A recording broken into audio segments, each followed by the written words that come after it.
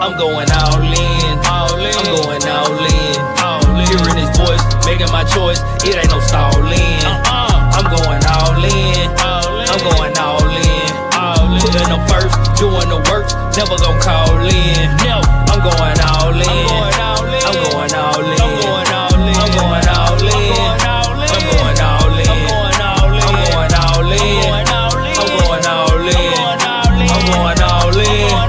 I'm going all in, I'm going all in. Cause I heard the voice, got an option, I preferred the choice. Told me it was mine, a gain to lose. I chose life and gave the world a divorce. Now it's time to grow, his grace and mercy, what I'm rhyming for. Set to store up all my riches in heaven and made the promise that it's mine to flow. Ayy, got my heart in the sky, my eyes on the book and my head on the swivel. Ayy, I'm watching and praying and keep his commands, I'm scared to sizzle. Yeah, I'm giving him praise all of my days and all of my ways. And follow the perfect example, putting them first in a gamble. I'm seeking them early, chasing eternal Shabbat, giving them all that I got, praying he writing my name, not making a block, putting the work, serve him until I return to the dirt. Cry loud, spare not, and boldly proclaim the reign of heaven on earth. I'm keeping them first. I'm going all in, I'm going all in. Hearing his voice, making my choice, it ain't no stalling. I'm going all in, I'm going all in. Putting them first, doing the work, never gon' call in. I'm going all in, I'm going all in. I'm going all in, I'm going all in. I'm going all in, I'm going all in. I'm going all in, I'm going all in. I'm going all in, I'm going all in. I'm walking this narrow path, seeking them heavenly gates. Cause outside of his will, it's utter destruction. It ain't no escape. Chosen before the world, I walk in my call and literally living my fate. Messiah's the king of all, the son of Yahuwah, and that is not up for debate. Bread on my plate, yeah, the by Elohim, the same as king of esteem, reigning supreme, making it all of my dreams, just to be part of his team. Yeah, yeah. Lift up his name, do what he say, escaping the flame, get an eternal crown. When he come, you found no spot, no blemish or blame. Think it's a game, open the book and see the reward of the wicked. Perfect your aim when you miss it, put in work to get you a ticket. Hey, hey, I'ma do what it takes, I'm willing to die for mine. To lose it the gang, go read Luke chapter 9. I'm going all in, I'm going all in. Hearing his voice, making my choice, it ain't no stalling. I'm going all in, I'm going all in. Putting them first, doing the work, never gon' call in. I'm going all in, I'm going all in. I'm going all in, I'm going all in. I'm going all in, I'm going all in. I'm going all in, I'm going all in. I'm going all in, I'm going all in. All praise, all honor, and all glory is due to the ineffable one, the creator and possessor of all things, the God of our ancient forefathers, the God of Abraham, Isaac, and Jacob,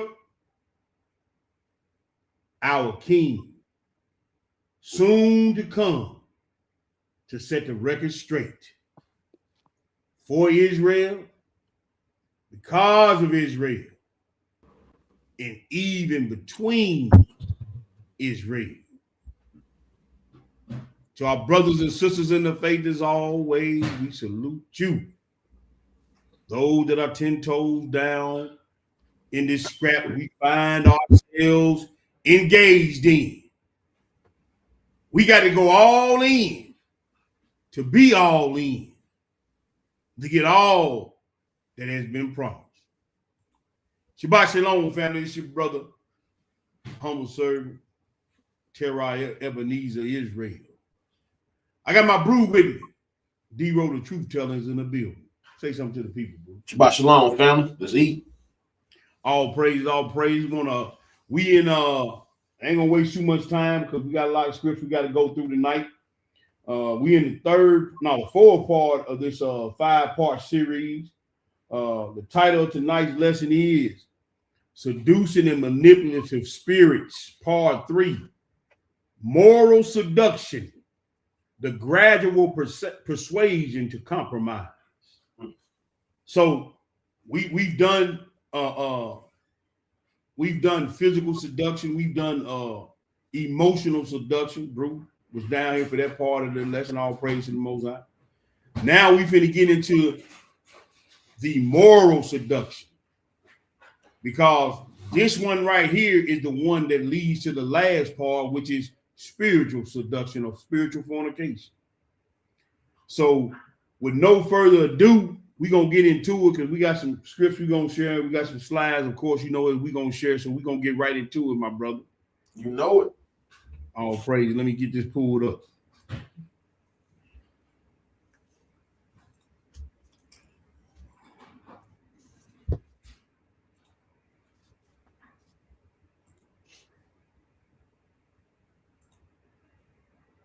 All right, I'm gonna get this in the room. As soon as I see it, I'm gonna. All right, should be coming up. I'm looking on my other screen and then make sure we're good. Okay, we up. So we're gonna start. The first thing we're gonna start looking at tonight, brothers and sisters. We're gonna look at what a moral compass is versus what is moral compromise, or versus moral compromise. So a moral compass is an internal guide of values, beliefs, principles that help individuals discern right from wrong, directing ethical behavior and decision making. Much like a physical compass guides direction, it's shaped by life experiences, religion, culture, family, and philosophy, providing a sense of purpose and consistency. Key there right there, consistency between one's values and one's actions, helping to avoid regrettable choices. Your moral compass is supposed to lead and guide you to making right choices, right decisions, versus what you feel or your emotions. Because if you don't have a good moral compass, or if your morals have been compromised, this is what this is. Moral compromise. Compromising morals means acting against your core ethical principles, beliefs, or values, often for personal gain, convenience, or to fit in, leading to guilt, shame, and damaged integrity. Navigating dilemmas with deliberate agendas contrary to the truth, where different values conflict, like telling a small lie to spare feelings, is an allegiance to is an allegiance to a thing contrary to Yah's will. We so often try to save people's feelings when it's directly contrary to what, and we're gonna read this one verse here in a minute, is contrary to the will of the Most High. It's a slippery slope where small concessions can erode your character, skew the truth, and give the wrong impressions or send the wrong signal or message. So when you begin to compromise that which you know is right, just because of certain allegiances or the wanting to fit in or the wanting to be liked, man, your integrity is being damaged. It's being eroded. I'm finna show you something. Let's go. This I ain't got it on your paper, bro. We're gonna go there first. Matthew 16. It's on the screen. I ain't put it on your paper that I sent you. Matthew 16. And we're gonna read 21 through 23. Matthew 16, and we're gonna read 21 through 23. Now, then you got to ask, what's guiding me in my decision making? What's making me or leading me in the decisions that I make on a day-to-day basis with my interactions with the world, with the work, with the family, with the men? What's guiding me and what's leading me down the path that I'm taking? So we're gonna answer some of these questions. Go ahead and read that Matthew 16, verses 21 through 23. But what do it say? All right, so we have Matthew chapter 16, verse 21. Mm-hmm. From that time forth began Jesus to show unto his disciples how that he must go unto Jerusalem and suffer many things of the elders and chief priests and scribes, and be killed, and be raised again the third day. Mm-hmm. Then Peter took him and began to rebuke him, saying, Be it far from thee, Lord, this shall not be unto thee. But he turned and said unto Peter, Get thee behind me, Satan, thou art an offense unto me. For thou savorest not the things that be to God, but those that be of men. See, and you got to understand, setting the scene on this, he had just told Peter that he was going to build his church on the rock. Mm-hmm. He had just told Peter that he was going to leave him the keys to the kingdom.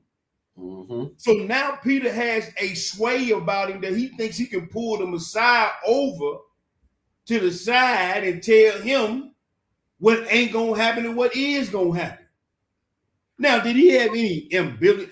Was he being contrary in his thought or his thought process? No, it was the affinity or the thought of losing the Messiah that he said it. But even in our best intentions, if it's contrary to the will and the word of God, then it's wrong. I don't care what. The old saying say go what? The road to hell is paved with good intentions. Mm-hmm. So he didn't mean nothing wrong. He loved the Lord and he didn't want to see the Lord die. But he had just, when the Lord tell you this is what's going to happen, and then you notice the one he just gave the keys to, he addressed the spirit that was in him as Satan, but he was talking to Peter. Yep.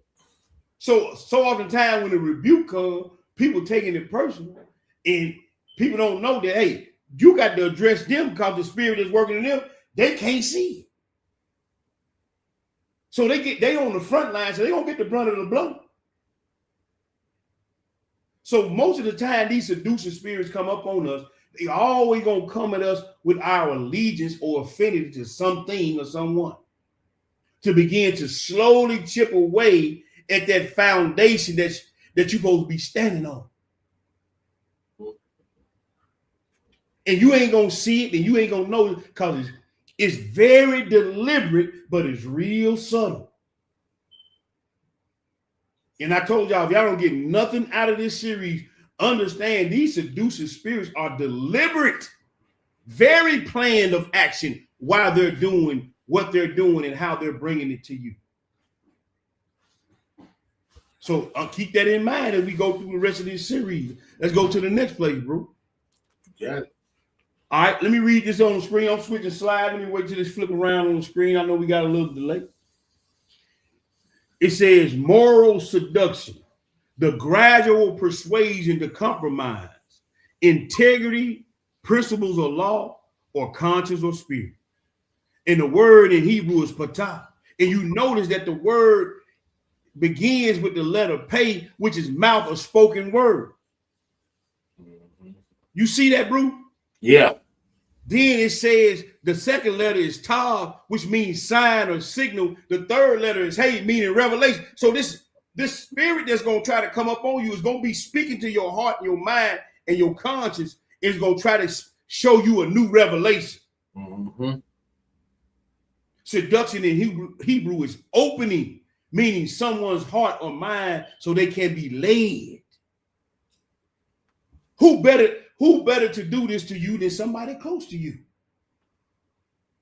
A stranger, too many times, most of us, especially in the walk, are such on guard that we know outside people or outside influences really ain't gonna do us unless we just being really, we ain't rooted and grounded in the word. Let me put it that way.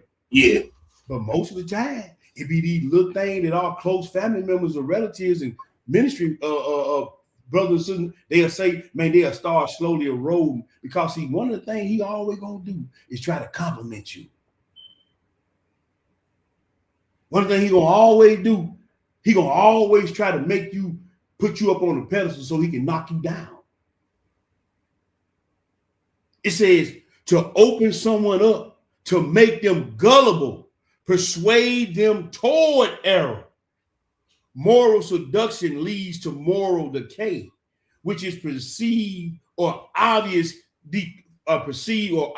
decline in a person's or society's ethical standards. marked by increasing corruption, violence, and other forms of depravity, which leads to covenant breaking. Now, the one thing about moral seduction, it's going to cause you to break the covenant that you in. And I'm gonna tell you the reason why I'm saying that, because you said all that the Most High said that you was gonna do and be obedient, no matter what or who it was or is. But so often, so all the time, we compromise that very thing that we said we wasn't gonna do. Gradual desensitization. I was talking about, Brew, when you get desensitized, it's like rubbing sandpaper and having a callus. You know the callus is there. You can feel your senses under the callus, but it's real numb. Mm-hmm. It's gradual desensitization. Small compromises feel harmless until the conscience is numb. The scripture says your conscience is going to be seared with a hot iron. Authority displacement. Someone else's voice becomes louder than God's voice. It's heavy. See, when people got your ear to the point where it causes you to transgress the law or go against that which you know is right, then their voices become louder than God's voice. Mm-hmm.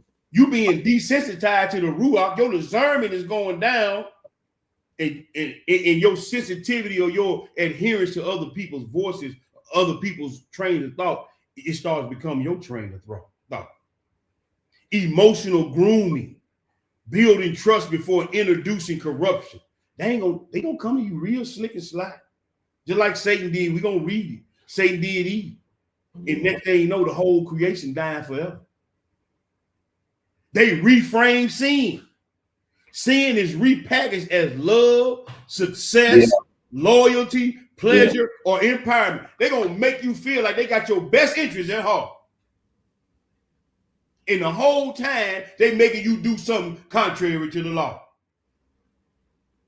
They gonna tell you how much they love you. They ain't gonna let nobody mess with you. They got your back. They gonna tell you this and they gonna tell you that. Then next thing you know, you gonna feel like you obligated to them. They reframe sin. Well, ain't you sick? We all sick. Well, man, we all try to do this thing, and man, ain't nobody perfect. See, they gonna reframe it.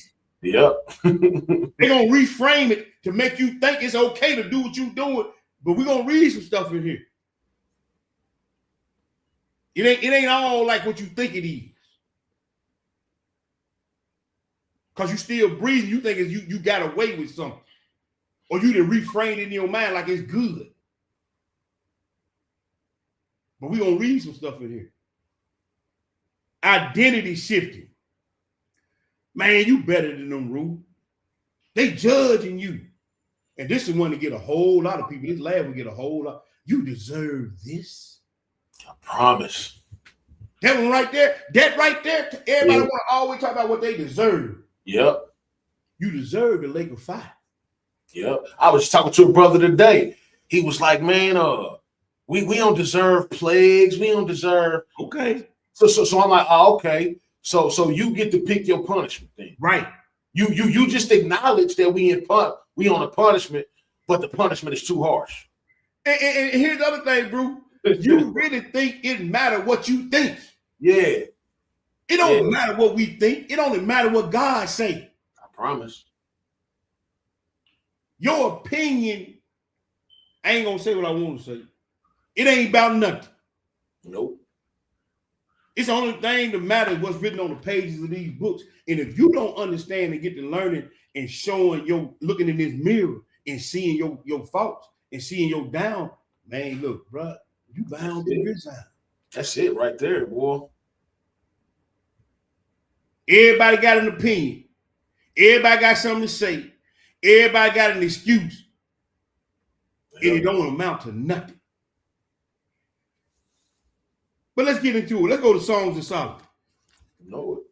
Songs of Solomon, bro. And we're going to chapter 2. Very familiar passage of scripture. We read it all the time in this class anyway. Songs of Solomon, chapter 2.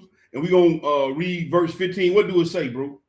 It says, take us the foxes, the little foxes that spoil the vines. Mm-hmm. For our vines have tender grapes.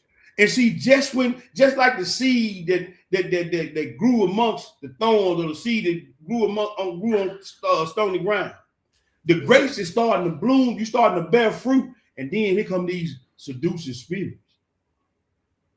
These small things that start to erode and start to take your grapes off the vine, start to spoil your grapes on the vine. It's just, it ain't the big, like I said, people think it's always gonna be some big shadow gonna come up in them, or they're gonna hear a big raspy voice so they can know it's an evil. No, he gonna come soft and tender and smooth. And then you're gonna be listening. They're gonna be complimenting you, they're gonna be pumping you up and lifting you up, and they giving you all the things that you need on a physical and emotional, like we just went through the physical and emotional thing, and then they're gonna start feeding you garbage. And it's gonna come from the closest people around you. Like we said last week, when the mafia want to get somebody, they don't send send no outside hitters. Nah. They get the people that's closest to you to do you. Somebody you trust. Somebody you love, somebody you done been down the road with. They're gonna sit up, they're gonna start whispering in their ear, then they're gonna make them start whispering in your ear. And that's how he gonna get you. And it ain't gonna be no real big thing. It's just gonna be a couple of small things here said, a couple of small things there whispered, a couple of small things over here, and then next you know you got out. Next thing you know, you starting to erode your moral thinking. You're gonna end up in situations you're gonna go from here to being in situations that you know is contrary. But guess what? Now you in it. Now pride and kicked in. Now you don't want to tell nobody. Now you don't want, now pride and kicked in, and now you say, well, I can't let nobody know I'm in this situation, man. I look crazy. Shame and guilt. Yeah. Yeah, exactly. This is how moral seduction is. It's slowly a persuasion to compromise. Yeah. Genesis, let's go to the next place. Genesis 3. I don't want to talk about this. Genesis 3. Another very familiar passage of scripture, but we're gonna read it anyway. See what Most High gonna show us tonight. Genesis 3. But you know what I want to do, bro? What's up? I want to start at the instead of starting at that 17. Yeah. If you would, my brother. Let me start at the 14. Okay. Go ahead and read. All right, so we have Genesis chapter 3, verse 14. And the Lord God said unto the serpent, because thou hast done this, thou art cursed above all cattle and above all beasts of the field. On thy belly shalt thou go, and dust shalt thou eat all the days of thy life. I will put enmity between thee and the woman, and between thy seed and her seed. It shall bruise thy head, and thou shalt bruise his heel. Continue to read. Unto the woman he said, I will greatly multiply thy sorrow and thy conception. In sorrow thou shalt bring forth children, and thy desire shall be to thy husband. He shall rule over thee. And unto Adam he said, because thou hast hearkened unto the voice of thy wife, and hast eaten of the tree of which I commanded thee, saying, thou shalt not eat of it.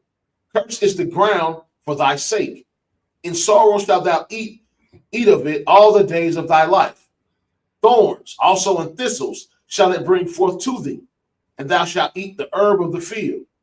And in the sweat of thy face shalt thou eat bread, till thou return unto the ground. For out of it wast thou taken, for dust thou art, and dust shalt thou return. So everybody here is getting a curse put upon them. And everybody here is in a tight-knit circle. You can't get no tighter than 3 beings on the earth. Yeah. it ain't nobody else here that's doing a whole lot of talking what I'm talking about. Eve was on one side of the garden, Adam was on another side of the garden. Satan saw his opportunity, he slid up on him. Right? Here come that seducing spirit. He tantalized her physically first by what she saw and by what she heard. Then he tantalized her emotionally by telling her that she was missing out on something. Then he started the moral corruption of seduction by telling her that you can be just like God. And now the curses are on the table. The whole pivot point to this whole equation was the one who did not have her spiritual discernment up. Because the affinity of the man causes him to give in to her. If you notice when y'all came in the garden, we all know the story. He asked the one in charge. The one in charge pointed to the woman, and the woman pointed to the serpent. But as the curses came down, he got the serpent, and in the middle again was the woman. Then he dealt with lastly he dealt with the one in charge. So that tells me that when somebody goes off the rails, they intentionally know they're going off the rails because the Ruach is going to tell them that they went off the rails, but they still yet going to try to blame it on somebody else. Yep. See, there's a pivot to every situation has a pivot point. Yep. There is a time when every situation, every distraction, every problem has a pivot point.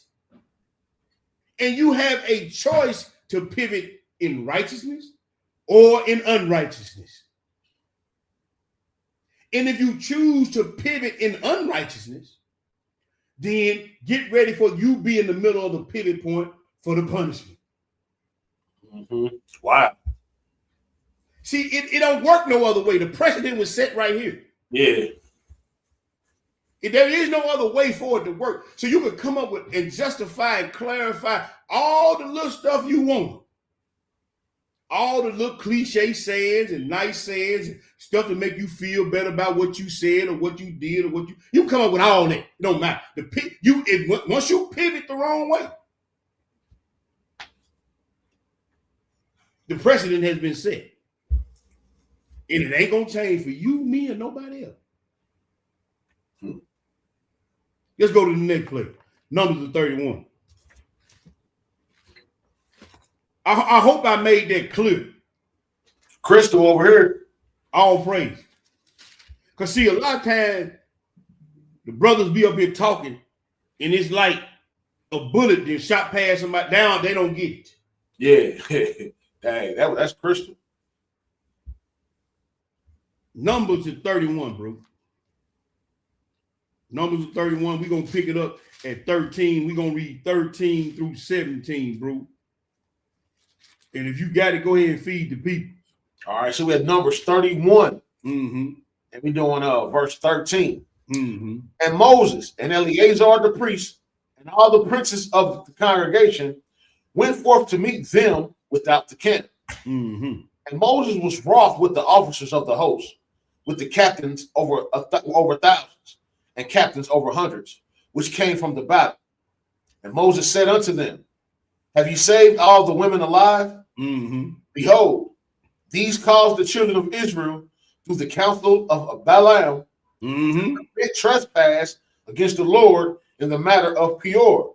There was a plague among the congregation of the Lord. Now therefore, kill every male among the little ones, and kill every woman that hath known. Kill every woman that hath known man by lying with him.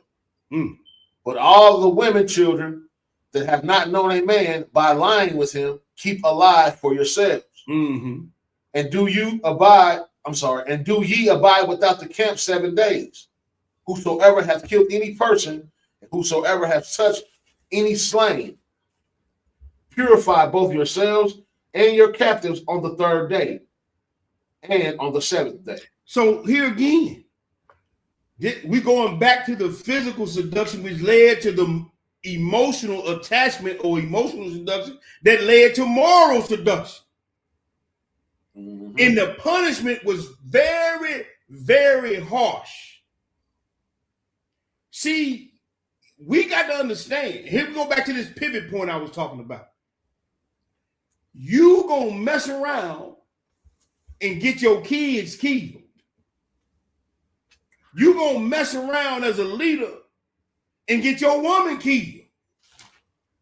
Mm-hmm. You gonna mess around as a leader and get yourself killed. See, when you start to adding things to the word, I'm trying to say, that's why I had to read about that Balaam. Because Balaam is the practice or just the addition of bringing your beliefs, my beliefs, and everybody else's belief into one thing and just calling to God. Yeah.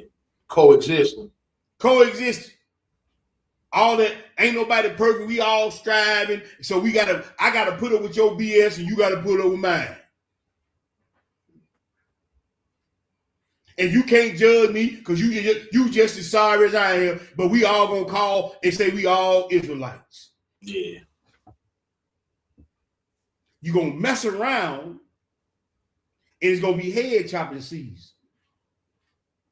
No, we can't do the corporal punishment no more. But he can show put some stuff on you now. He can show bring, and then see the scary part for me. The whooping come, okay, I know he's still with me. But the scary part for a lot of people, for me, is that he ain't whooping them no more. Yeah. That's the scary part. Y'all think y'all still good. That's the scary part. Because you go from space to repent, like I always say, to filling up your cup. Where this is, I can't tell you. I can only tell you after I start to see certain things. But from giving you space to repent, boom, to filling your cup up. That's scary to me. Mm-hmm. And even to the point where I'm putting my family in jeopardy by giving into these alliances and allegiances and affinities that we so often do. Because they started messing with these women, they started playing with their gods. And I don't care if you have a baby by a Moabite woman, a Gentile heathen woman, or a Hamite or Israelite. Most men still gonna have an affinity for them children. Pretty much. But the order was to kill them. How you think that went over with them brothers? The order was to kill the women too. How do you think that? Did you think that went over well with everybody in the camp? Did that stop it from happening though? So there was some more inner turmoil there. Yep. But this moral seduction, this physical seduction, this emotional seduction is what got him here. There's a pivot point to everything you do, righteous and unrighteous. And you see what happened to the E people. And Moses didn't care about folks having rocks in their jaw, wanting to fight, wanting to kill. He didn't care about none of that. He said, kill them. All the male children, y'all kill them. And all the women that had known the man, kill them too. This is the second time Moses gave order for a whole lot of people to be killed. This is one of the second time. Because Moses gave many orders to kill.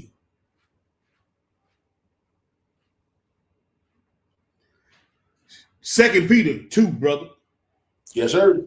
Second Peter 2.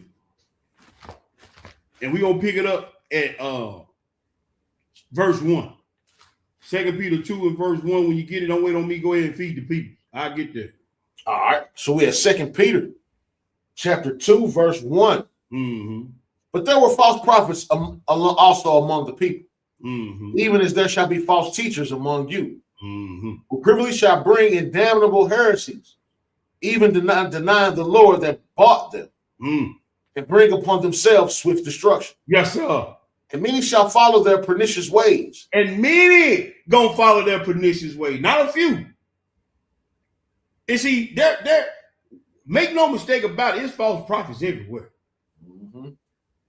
Dare I say, even in this ministry. And they're gonna bring in some damnable heresies.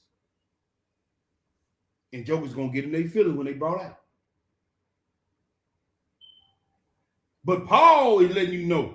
I mean, not Paul, Peter is letting you know. Hey, they're going to be amongst you now. But keep reading. Go ahead. Middle of verse 2. Mm-hmm. By reason of whom the way of the truth shall be evilly spoken of. See, right there. The way of truth going to be evil spoken of. They ain't going to want to hear the truth. And whenever the truth is presented, I don't care if you present it nice or how they say abrasive, they still gonna resist. Yeah. I don't care how you bring it to Israel. Israel, all the prophets railed on Israel.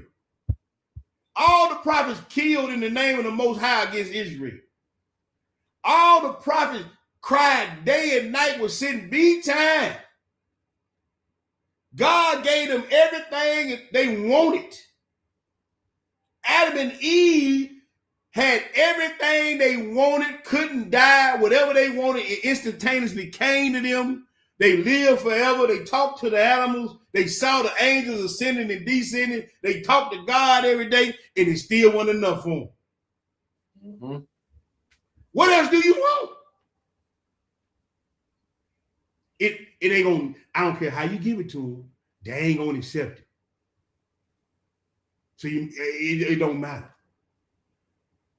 It don't matter. Go ahead, bro. We have verse 3. Mm-hmm. And through covetousness shall they with vain words make merchandise of you, whose judgment now of a long time lingereth not, and their damnation slumbereth not. So I tell people all the time, not only the thing that you say and the things that you do and the things that you think are written down, but the reason why you said, did, and thought what you did is written down. Yep. So you can fool some of these people some of the time, but you can't fool the Most High none of the time. And to those who walking in the spirit and got their spiritual eyes on and are being vigilant, even in the night watch, you can't fool them. Nope. Go ahead, bro. Verse 4. Mm-hmm. For if God spared not the angels that sinned, but cast them down to hell, and delivered them into chains of darkness, to be reserved unto judgment, and spared not the old world, but saved Noah, the 8th person, a preacher of righteousness, bringing in the flood upon the world of the ungodly, and turning the cities of Sodom and Gomorrah into ashes, condemned them with an overthrow, making them an ensample unto those that after should live ungodly, and delivered just Lot, vexed with filthy conversation of the wicked. For that righteous man dwelling among them, in seeing and hearing, vexed his righteous soul from day to day with their unlawful deeds. The Lord knoweth how to deliver the Lord knoweth how to deliver the godly out of temptations, and to reserve the unjust until the day of judgment to be punished. So I want to read something, bro, because I was doing some studying today and I came across in the spirit, kind of perked me up on this. I want to get this strong definition of preaching. I'm going to play this real quick. All right.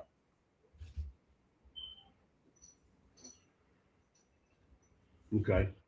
And it said a herald or messenger vested with public authority who conveyed the official message of kings, magistrates, princes, military commanders, who gave a public summons or demand and performed various duties. In the New Testament, God's ambassadors and herald proclaimers of the divine word, i.e. herald, i.e. divine truth, especially of the gospel. That is the definition of a preacher. It ain't no joker coming to you telling you everything gonna be all right and I'm sick and you sick and we all this that. No, that's not what that means. It ain't pulling you off to the side and telling you this, that, and the third and whispering in your ear. That ain't what that means. That is not the definition of it. A herald of divine truth, And then it's a public announcement. Who gave public summons? They didn't have no microphones back then. Them dudes was hollering. Yeah. And they performed various other duties. So I wanted to add that in there, bro, because there's a misconception out there about when you see moral seduction, physical seduction, emotional seduction, how it's supposed to be handled. And a lot of times they come from these very ones who say they preachers. Exactly. Exactly. And that's a problem when we don't know what our job title entails. Mm-hmm. That's how seduction creeps in. Because we calling ourselves something, but ain't walking in that which we call ourselves. That's why I tell people out there, I know, and let me say, I'm gonna say this as humbly as I'm saying this as humbly as I know. That's the reason why I know a lot of people don't even know the definition of words they use. Nope. I know it because I see how you act and react, move, and what you say. Then you use word. Then you like that ain't what that means. So once again, he said, "Hey man, they gonna come to you with unfeigned words, with feigned words. I mean, let's go look at another example. Let's go to 2 Chronicles. 2 Chronicles, and we're going to chapter 25, bro. Yes, sir. And we're going to read 1 through 16. Watch this. If you got it, go ahead and feed the people. All right, so we have 2 Chronicles chapter 25, verse 1. Amaziah was 25 years old when he began to reign. Mm-hmm. He reigned 29 years in Jerusalem. Mm-hmm. And his mother's name was Jehoadan of Jerusalem. And he did that which was right in the sight of the Lord, but not with a perfect heart. See right there. Now this dude's on the, see that's why I tell people, man, I don't want to hear about how long you've been in the truth. This man was on the throne for a minute, almost 30 years. Did we just not read it? Yes, we did. But he said his heart wasn't perfect. You got jokers, I've been in the truth 40 years. I've been doing this many years. Well, Saul was on the throne for 42 years. God left him after the second year of his reign. Here we read another king, almost 30 years on the throne, but he didn't have no perfect heart toward God. Let's go look at the seduction to own and though. Let's go ahead and read, bro. All right, so we have verse 3.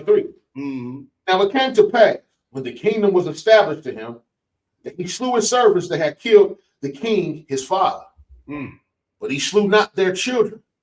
He did what? But he slew not their children. You are told to eradicate all offenses to the throne. As a man or woman of Hamashiach, Israelite, you are called to eradicate, confront, and put down all offenses to the throne. But because of his affinity, I don't kill no kids.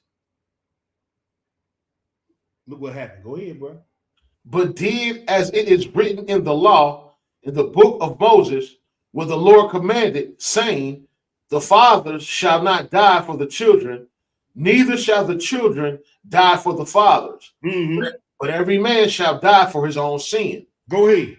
Moreover, Amaziah gathered Judah together and made them captains over thousands and captains over hundreds, according to the house of their fathers, throughout all Judah and Benjamin. And he numbered them from 20 years old and above, and found them 300,000 choice men, able to go forth to war, that could handle spear and shield.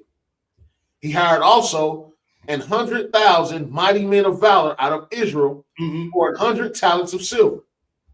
But there came a man of God to him, saying, O king, let not the army of Israel go with thee, for the Lord is not with Israel, to wit with all the children of Ephraim.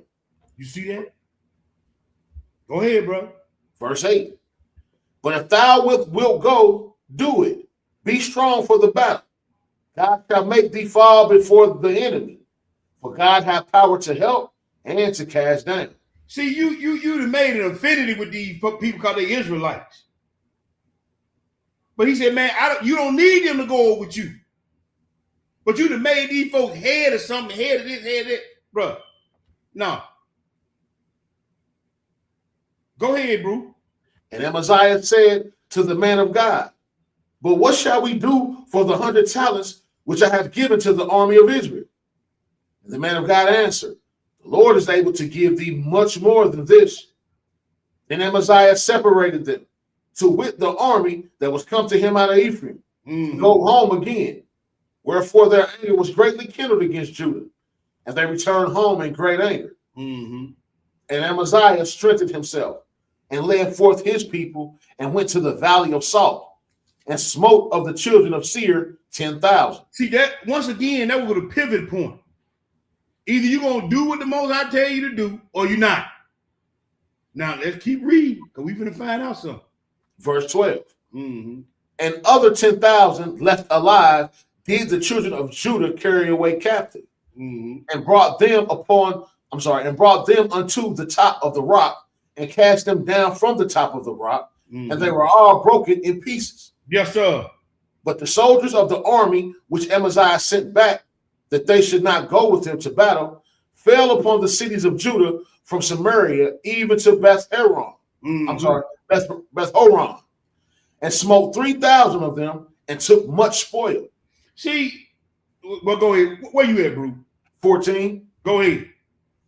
Now it came to pass, after that Amaziah was come from the slaughter of the Edomites, that he brought the gods of the children of Seir, and set them up to be his gods, and bowed down himself before them, and burned incense unto them. See, now you kill the people. You got two things going on here. You got the Ephraimites going against their own people because they mad, they in their feelings. They going, while he at war, and because his heart, now let's go back to his heart wasn't perfect before God. Now you got, because you promised them they were gonna go for battle, they did, and then you told them, no, I can't use you, but here's some money. They were looking for the spoil. Y'all gonna give me 100 talents and split between all these folks? Man, I can't feed all these people. So then they turn, as you go to war, they turn back and fall upon your cities. Because you ain't walking in the spirit.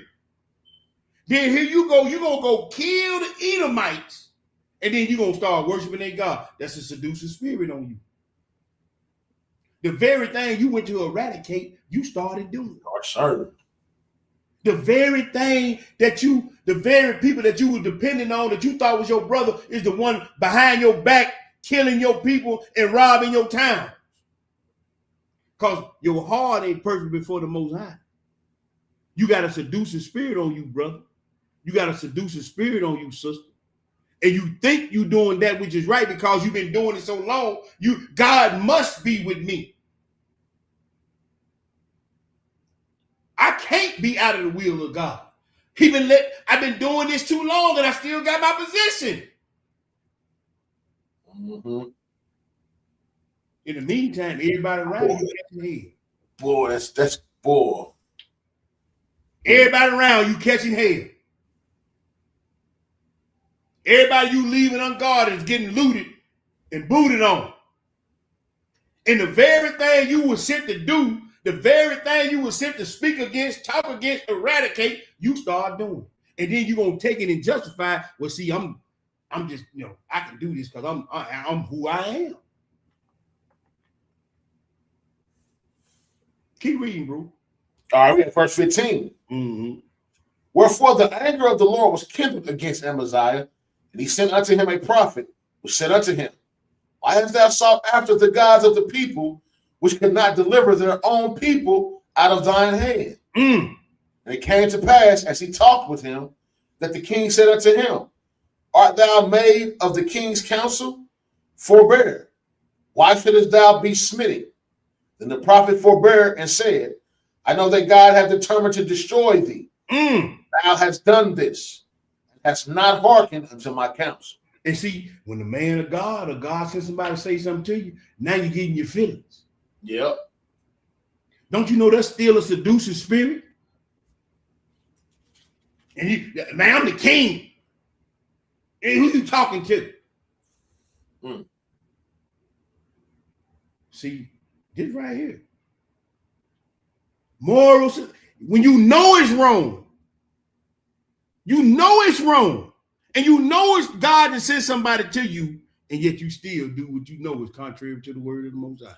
It kind of remind me of the Pharisees, bro. That's what I'm saying. We're gonna be talking about the Pharisees tomorrow. Yeah. Because the temple was still there, because the sacrifices were still going on, the veil was still there. They felt they were still good. They thought they were still good, bro. Even when the Messiah was told them, "Hey, man, this is gonna be desolate." I think that's why the apostles came out and was like, "Man, look at the temple. Look, how can it be? We about to be desolate. Look at the temple. Look, God's still with us." And that's why I had to tell them, "Yo, this about to be overthrown, bro. I don't care what you talking about." That's what I'm saying.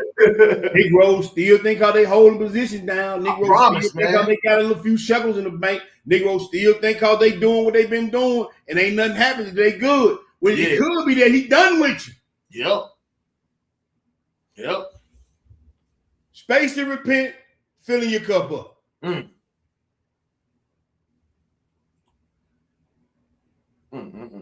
Moral seduction. Today, by the days there, it's called being fluid. Being fluid. People, man, you got to be fluid in your train of thought, brother. You can't be just stuck in pigeonhole in this and pigeonhole in that. You got to be fluid. You got to be open-minded. Fluid, having particles that easily move and change their relative position without separation of the mass, and that easily yield to pressure. You look like who you supposed to be. People see you, but you easily move by pressure. A little pressure here, a little pressure there. We don't see it. We can't see it behind closed doors. We can't see it in your mind, but you swaying back and forth. You easily. We don't read the scripture on that. Capable of flowing, meaning subject to change or movement. You always subject to change or movement. A fluid person is someone whose identity, particularly gender, romantic, sexual, or spiritual, is not fixed and can change or persuaded over time. Or be persuaded. Got a little fast in my typing. Be persuaded over time. Sin progresses through small moral compromises that evolve into identity level corruption and confusion. Moral seduction is dangerous because it reshapes your perception, not just behavior. When you become fluid in your morals, you are an open book for the enemy. And the word water is ma'in. Transitory. It's See, we're gonna read something. I ain't gonna talk. Let's go and read Genesis 49. All right. Genesis 49. Let me get there. When you morally compromise, man, when you being fluid, the most I got a word for that. Genesis 49, bro. Read that 3-4. What do it say? Reuben, thou art my firstborn, my might, and the beginning of my strength, the excellency of dignity, and the excellency of power. Unstable as water, thou shalt not excel, because thou wentest up to thy father's bed, then defilest thou it. He went up to my couch. He said, you are unstable as water, and you will not excel, or you will not benefit or get to the preeminence of the firstborn. That's a warning for us. Because it said Jesus or Christ or Mashiach is the firstborn among many brothers. And if you're unstable, you will not be in the firstborn. Because you unstable. See, when you pour water in a cup, the water forms to the cup. If you pour water on the floor, it splashes all over the floor. Nothing contains, is never steady. If you pour water in the tube, water in the straw, water is going to form to whatever pressure or whatever surroundings is in. Mm-hmm. When you unstable as water, you will not excel, brothers and sisters. When you can be compromised because you're so fluid in your thinking, or you're so easily influenced. Like water is easily manipulated and influenced. I can heat water up, I can cool water down, I can freeze water, I can put it in a bowl, put it in the cup, put it in the straw. Water just gonna form to whatever it's in. You unstable as water. We did a lesson on that called unstable as water. Yep. And when you become fluid in your thinking, compromising your thinking, then this stuff's gonna happen to you.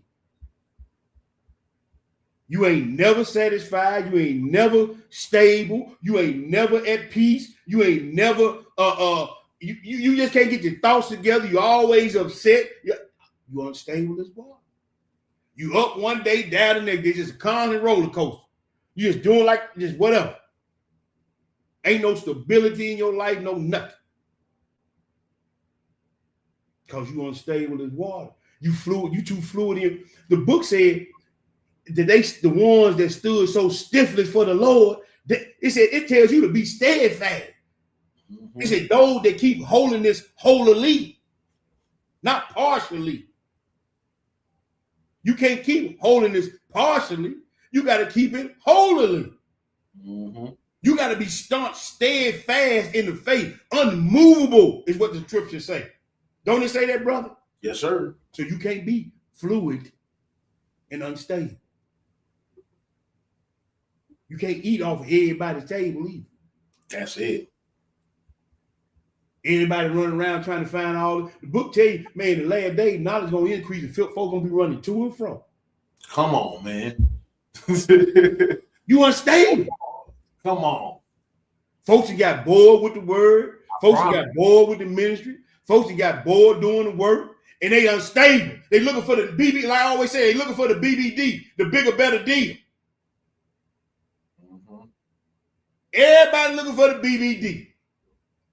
Everybody looking for the new level of knowledge. Everybody looking for this and everybody looking for that. Knowledge going to increase and men going to be running to and fro. They're going to be unstable now. And they're going to be tossed to and fro. The book even says you're going to be tossed to and fro by every wind of doctrine. Like the water's tossed to and fro. By every wind of doctrine. The new thing blowing through, you latch on to. There's all this stuff in the script. Mm-hmm. You finished that, didn't we, bro? Yes, sir. Yeah, we finished that. Yeah, let's go to Matthew 13. Matthew 13. These seducing spirits, they looking for a weak spot, a chink in the armor. Mm-hmm. And the chink in the armor are the people closest to you.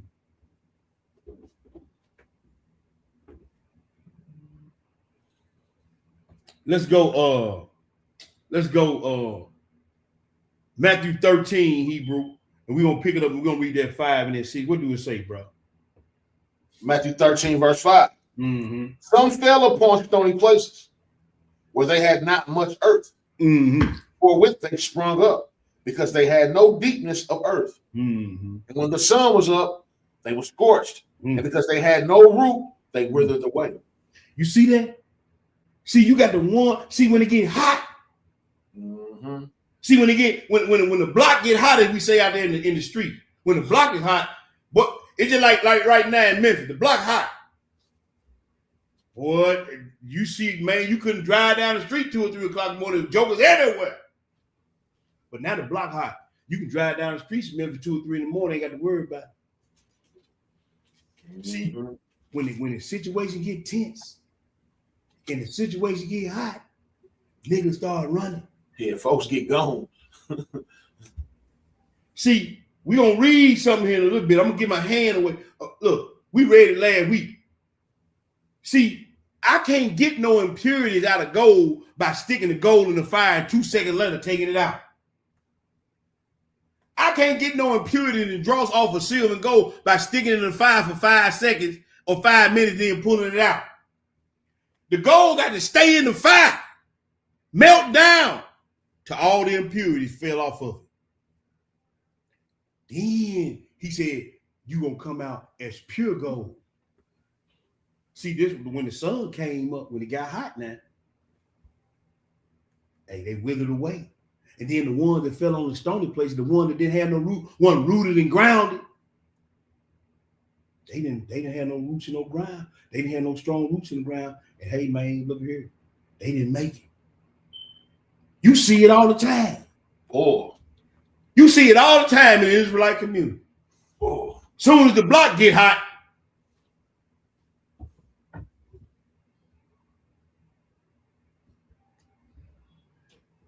Psalm 1, bro. Psalm 1. Watch this right here. Psalm 1, read that 1 and 2. All right, so it's Psalms 1. Mm-hmm. Blessed is the man that walketh not in the counsel of the ungodly, Mm-hmm. nor standeth in the way of sinners, Mm-hmm. nor sitteth in the seat of the scornful. See right there. Who you hanging around? And see, I know some of these people that y'all love, and they y'all love them. Y'all grew up, y'all cousins, y'all been tight, y'all did dirt together, y'all did good together, y'all played together, y'all done drank out the same whiskey bottle, y'all done smoked off the same left-hander, y'all done did this, y'all done came in the truth together, y'all out there on the street corner together. But man, some of these jokers, he said, blessed is the man that walketh not in the counsel of ungodly, nor standeth in the way of sinners, nor sitteth in the seat of the scornful. Man, y'all hanging around some of the wrong people, bro. And just because they got Israelite on their name, y'all think it's all good. Why is he writing about these type of people in the Bible when Israel was a whole nation? Israel was a whole nation when it was written, just in case y'all don't know that. When pen was the paper, Israel was all 12 tribes were together when it was pen to paper. Feast days together, new moons together, staying side by side, door to door, you understand? Civil days together, all that. Going to church, the synagogues was in every city. The priest was in every city. The law was being taught in every city of the nation. Man, they were bartering and selling and living right next door. I was giving my daughter, he was giving his son. All that was going on. Well, he had David put pen to paper. And yet we still sitting over here in these United States of America and scattered to the four winds. If all that was going on, shouldn't we still be together? If all that fellowshipping was going on? I wonder why we sitting over here now. Had our own temple, our own laws, our own army. Wasn't nobody bothering us. Anybody that did bother God, put them down. We partied like nobody else partied. We had all the feast days, all 14 or 16 of them. We had all 12 new moons. And we had all the feast. We had the civil days, man. Boy, you couldn't get no closer than we were. But he said there's a bunch of scorners and sinners that sat among us. And they seduced us. But read that verse 2. But his delight is in the law of the Lord. Mm-hmm. And his law doeth he meditate day and night. And see, if your delight is in the law of the Lord, I don't care who come to you with some fugazi mess or some folly. You finna check it. It don't matter who it is. What relationship you got with them. What time of the day or time of the night is. You supposed to go hard in the paint. Because my delight is in the law of the Most High. And in his law, you're supposed to meditate day and night, even in the night watches. Even when you sleep and the devil comes to you in your sleep, you're supposed to be meditating on the word.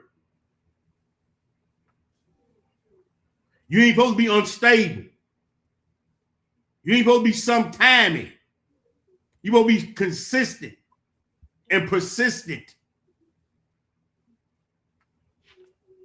1 Corinthians 15. 1 Corinthians 15, bro. All right. And read that 33. All right, so we had 1 Corinthians 15:33. What did it say? Be not deceived.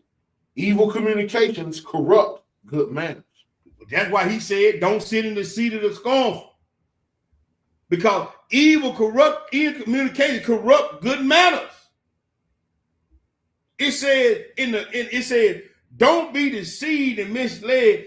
Evil companionship, communication or association with evil companions, corrupt and deprave morals and character. So when you hanging around these folks, then you start to become fluid in your mind, fluid in your thinking, compromising how you move. Because you starting to be corrupted. You starting to decay and deteriorate and erode because you're compromising that which you know to be the word of the Most High. Because you don't want to hurt nobody's feelings, you let stuff slide. Isaiah the 5.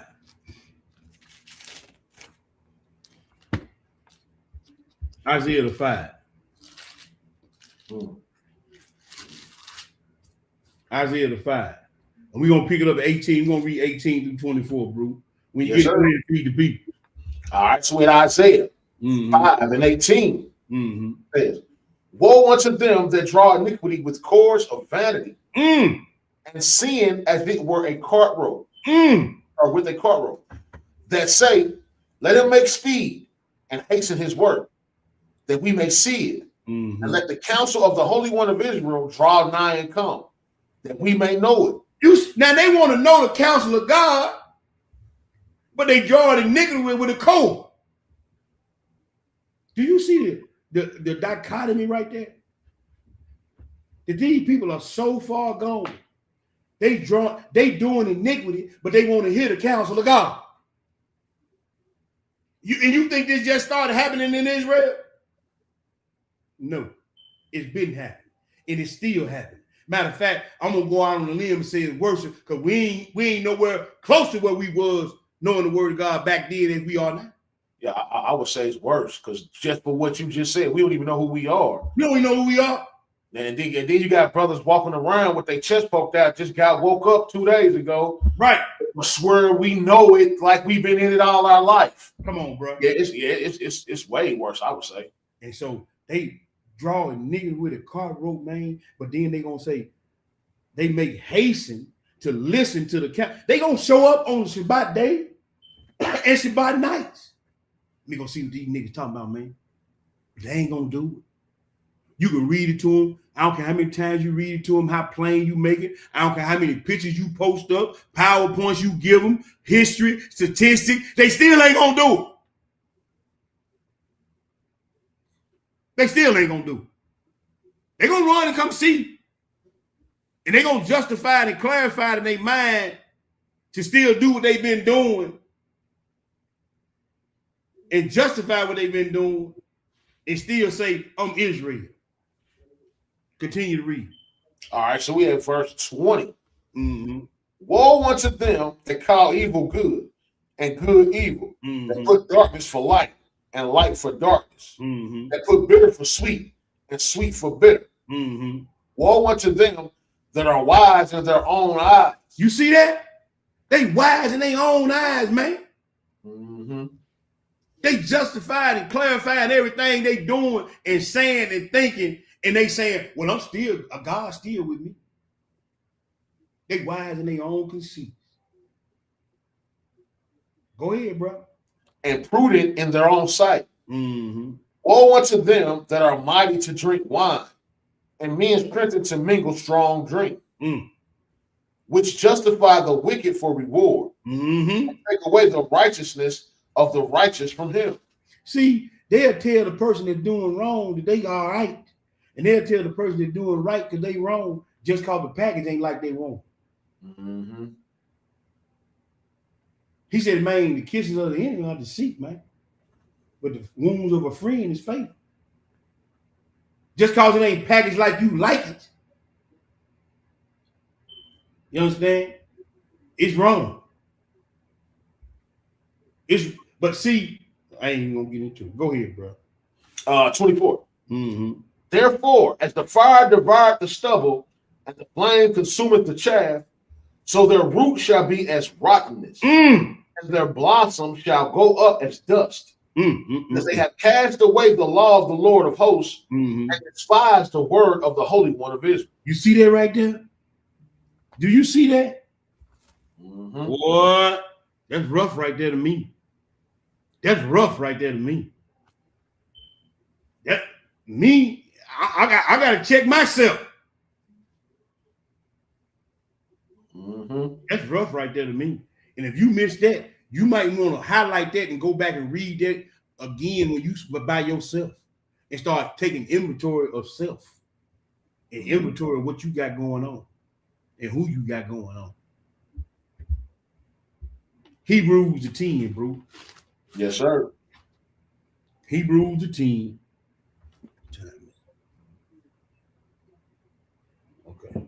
Hebrews the 10.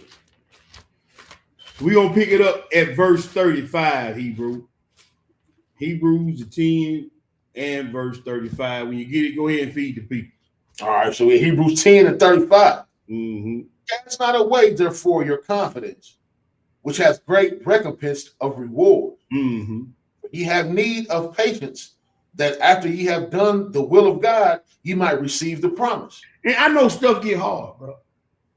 And I know stuff get difficult. And we so often end up in some uncomfortable situations that we don't like to be in. But like I said before, you got to get comfortable at being uncomfortable. You got to be comfortable knowing that you're doing the will of God versus appeasing the people. If you got the patience to endure, you understand, you're going to receive the promise. See, everybody got to understand something. If you cannot run this race at a pace or exercise it to a tone of anybody can get it at any time, then you can be seduced. If you ain't running this race like that with that mindset, you can easily be seduced because the devil is watching and listening.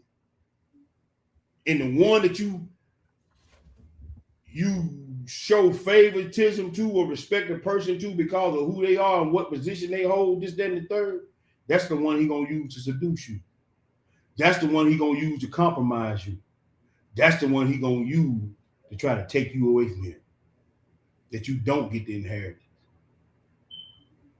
When you start to become fluid in your thinking and compromising in your thinking, when you become unstable as water, you good game. You good game. The hunt is on, and you the prey. It's game on that. You think that you don't? Do you think that he don't like a challenge? If that's the case, he never would have challenged Job. He sure would have challenged Yeshua. Yeah. You don't think he want a challenge? It's a notch on his belt to take down somebody who was walking in the sermon and in the laws of the Most High. Hey, like if Eleazar would have ate that piece of pork. Right. Come on, bro. Like the mother and her 7 sons. Yeah. He want a challenge. He don't want the easy plate. And if you ain't walking this thing in circumspectly and in discernment and with patience, you gonna get got and won't even know it. That's the part of seduction that everybody miss. You won't even know it. You won't even know you got.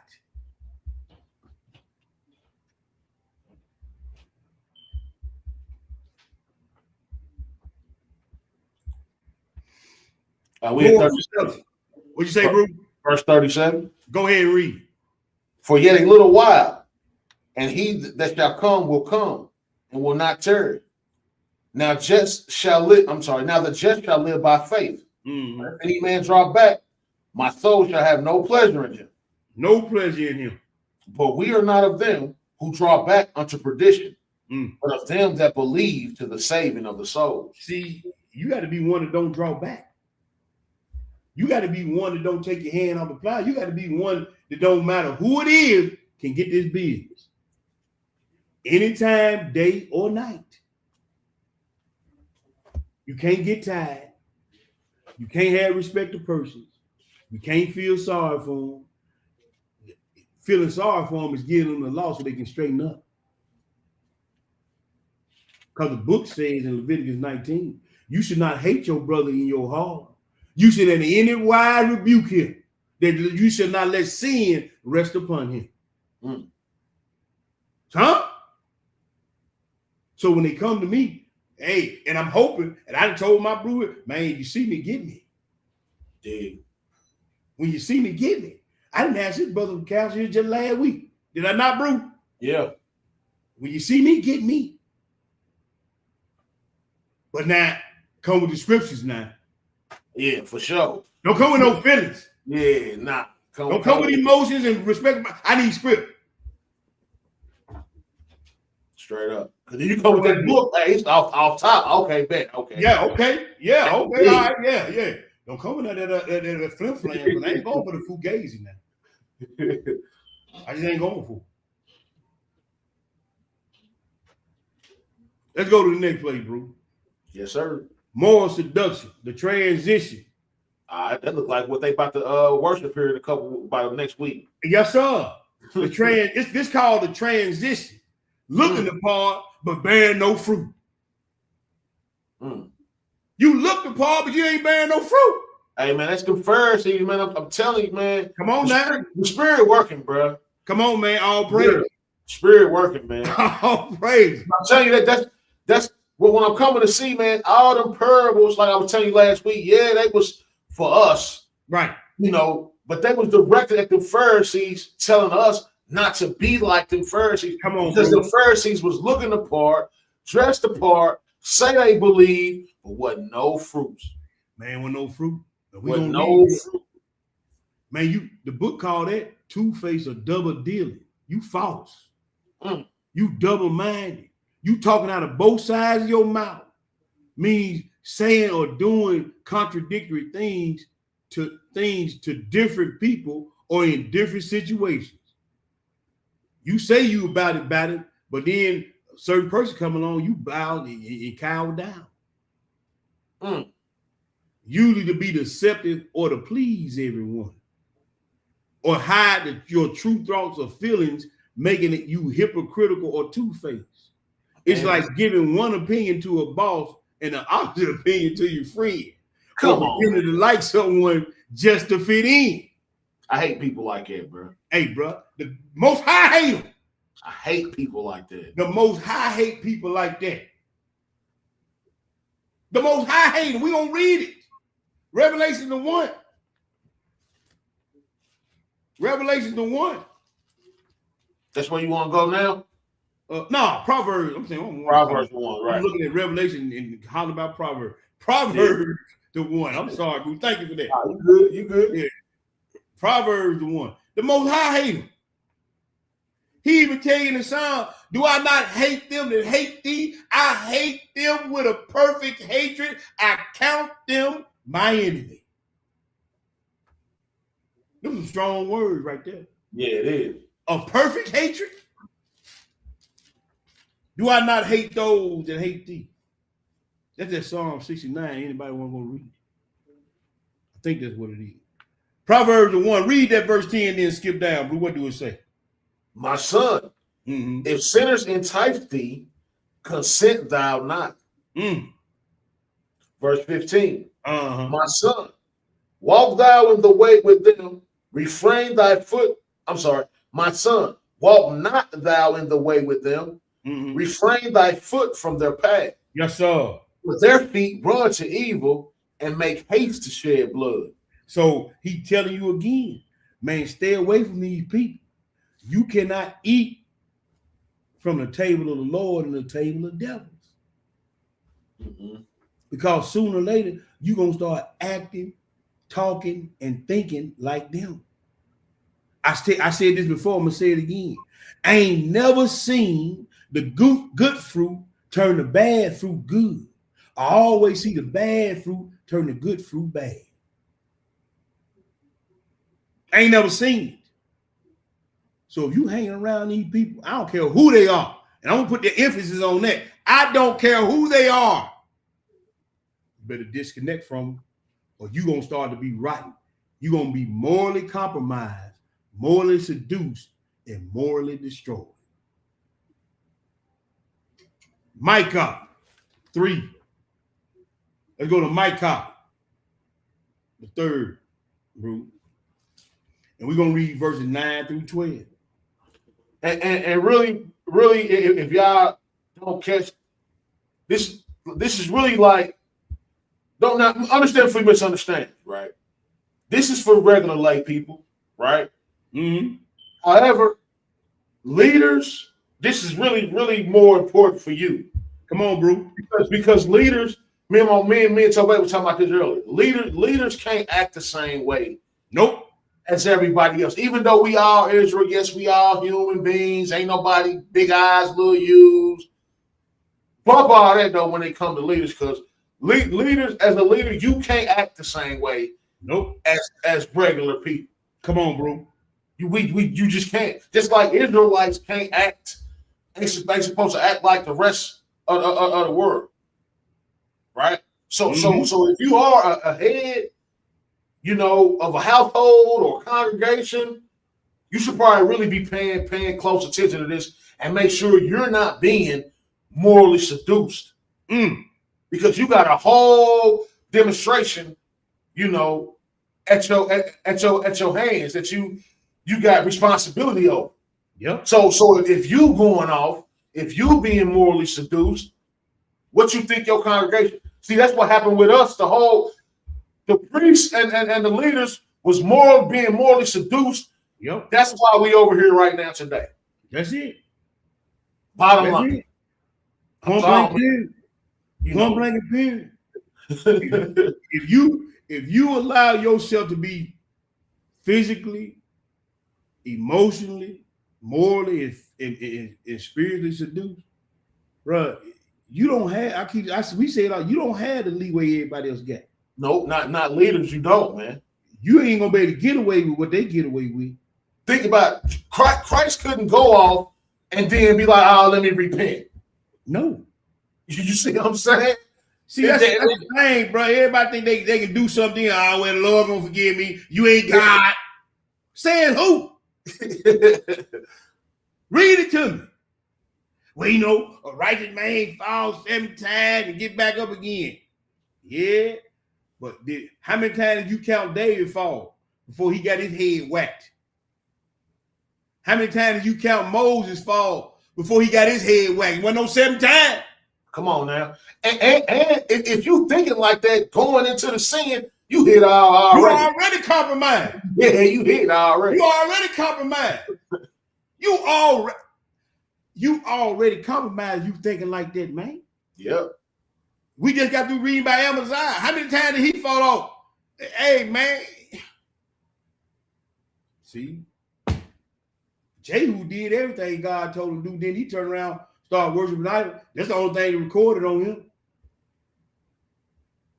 It don't take but one time. When you're in leadership for the Most High, say, okay. Elijah didn't do no whole bunch of wrong, did he, bro? Only thing Elijah did was get scared. And got smooth replaced. Got retired. And the joker that came behind him killed up a whole lot of folks, including some children with 2 bears. That was scared get you. Retired.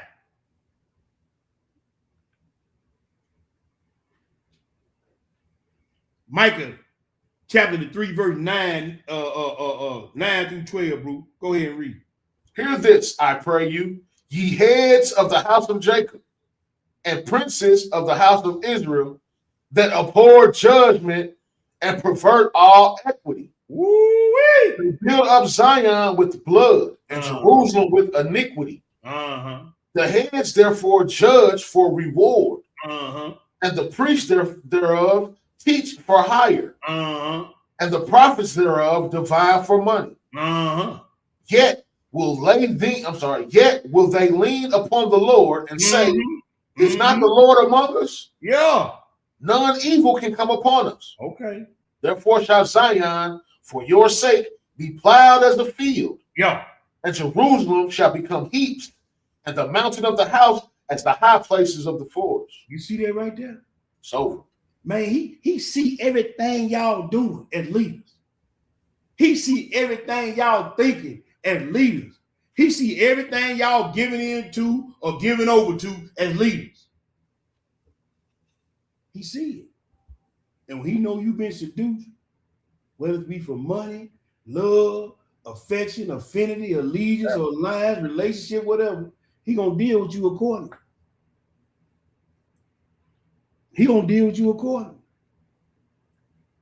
When you claim to be a Hebrew Israelite and you giving in to vile affections, doing and saying things you know you ain't got no business, he gonna deal with you accordingly. Whatever the case may be. Jeremiah 9, one verse. Jeremiah 9, one verse. We're going to read verse 8. Jeremiah 9, verse 8. Their tongue is an arrow shot out. It speaketh deceit. One speaketh peaceably to his neighbor with his mouth, and in heart he layeth his weight. Can I read that 9 though real quick? Man, read it, bro. Because you don't think this ain't gonna go unpunished. Come on, bro. Shall I not visit them for these things? Yes, sir. Saith the Lord. Shall not my soul be avenged on such a nation as this? See? You see that? You see that? Their tongue is an arrow shot out. They speak in deceit. One speaking peaceably to his neighbor with his mouth, but in his heart he laid for blood. Hey, man, he see y'all. Yeah. He see y'all, man. He see y'all. And you don't know that that's a seducing spirit on you? You don't realize that. And then he said, hey, man, shall they go unpunished? Shall I not visit them for these things, said the Most High? Shall not my soul be avenged on such a nation as this? He coming. The recompense gonna come. 2 Peter, bro. Thank you for that, bro. Nah, no problem. 2 Peter. Let's go read that 12 through 8. 12 through 19. Then we're gonna skip back up and read that 3. All right. So we have 2 Peter chapter 2, verse 12. What did he say?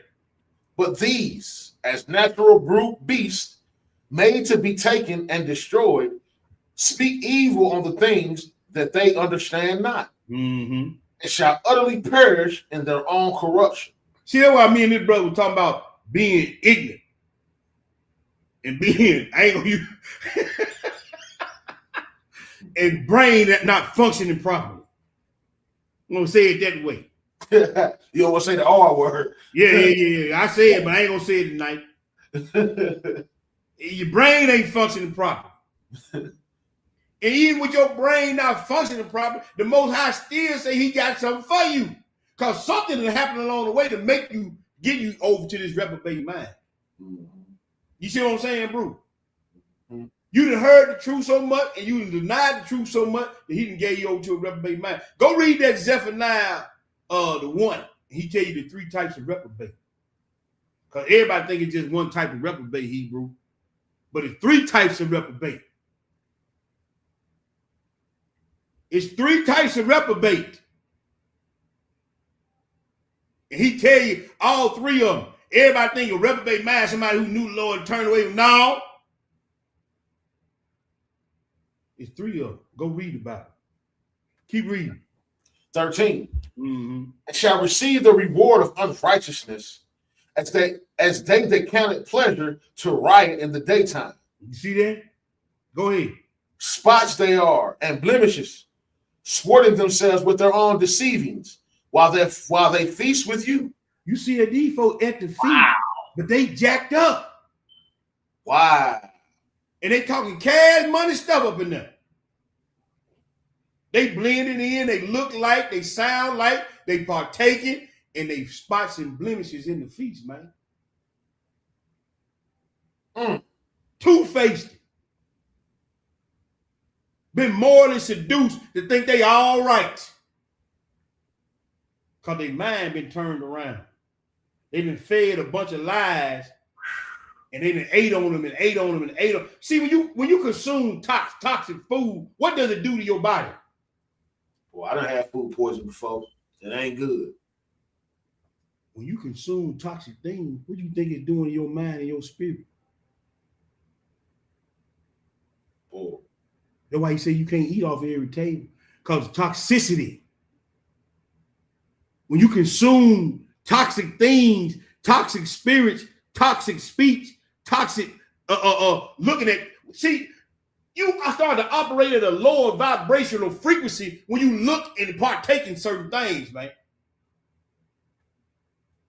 Now you operating on a level in the frequency of Satan or demonic spirit. I promise. When you consume this garbage, the toxicity starts to take place.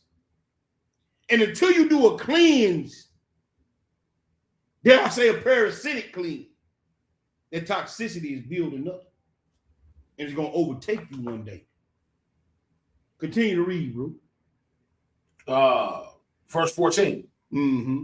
Having eyes full of the adultery, and they cannot cease from sin. Mm-hmm. Beguiled and unstable souls, and heart that have exercised which covetous practices. Mm-hmm. Cursed children, which have forsaken the right way and are gone astray, following the way of Balaam, the son of Bozar, who loved the wages of unrighteousness. Love the wages of unrighteousness.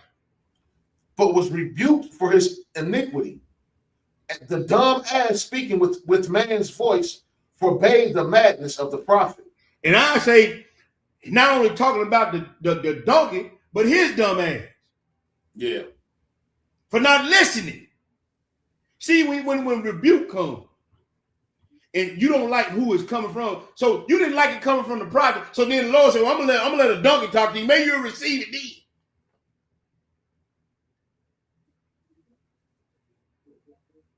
But like I told you before, I don't care how you package it up. I don't care who it coming from. If they don't like it or they don't like you, they ain't gonna receive it. Because their mind been seduced. They can't tell me nothing. This is what y'all see this right here? I'm hoping y'all get something. I pray that you get something. Keep reading, Hebrew. Verse 17. Mm-hmm. These are wells without water, clouds that are carried with a tempest, to whom the mist of darkness is reserved forever. What good is a well without water, bro? Nothing. What good is a well without water? It's good for nothing. Deep hole. You look like you're supposed to have some water in you. You look like you're gonna give me some refreshing. You talk the part, you look the part, you got the staff and the fringe and mane, you know a few Hebrew word, brother. Like I say, the sisters got the fringes on, got the skirt all the way down to the ankle and the toes, man. Head wrapped up so pretty with the wrapper. You look like a wellspring of water. But when I get there, ain't nothing in you. When I peel back the layers or when some adversity comes, I see what's in you. Nothing but mud and muck and mire. I see what's in you. Because like I told y'all before so many times, when adversity comes, it's not only going to show you who you are and where you at, it's going to show you who you got around you. Yep. You look like a wellspring of water. You look the part, but I can't get nothing. I can't get no refreshing from you. can't get the water, the washing by the water of the word from you.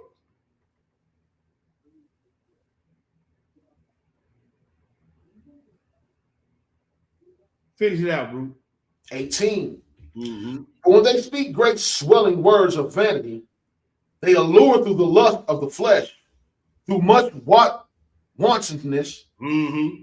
Those that were clean escape from them who live in error. Man, you would escape from the world. Now you going back to the things and the ways of the world. It just packed it up in Hebrew, Israelite, Christian sanity. Basically.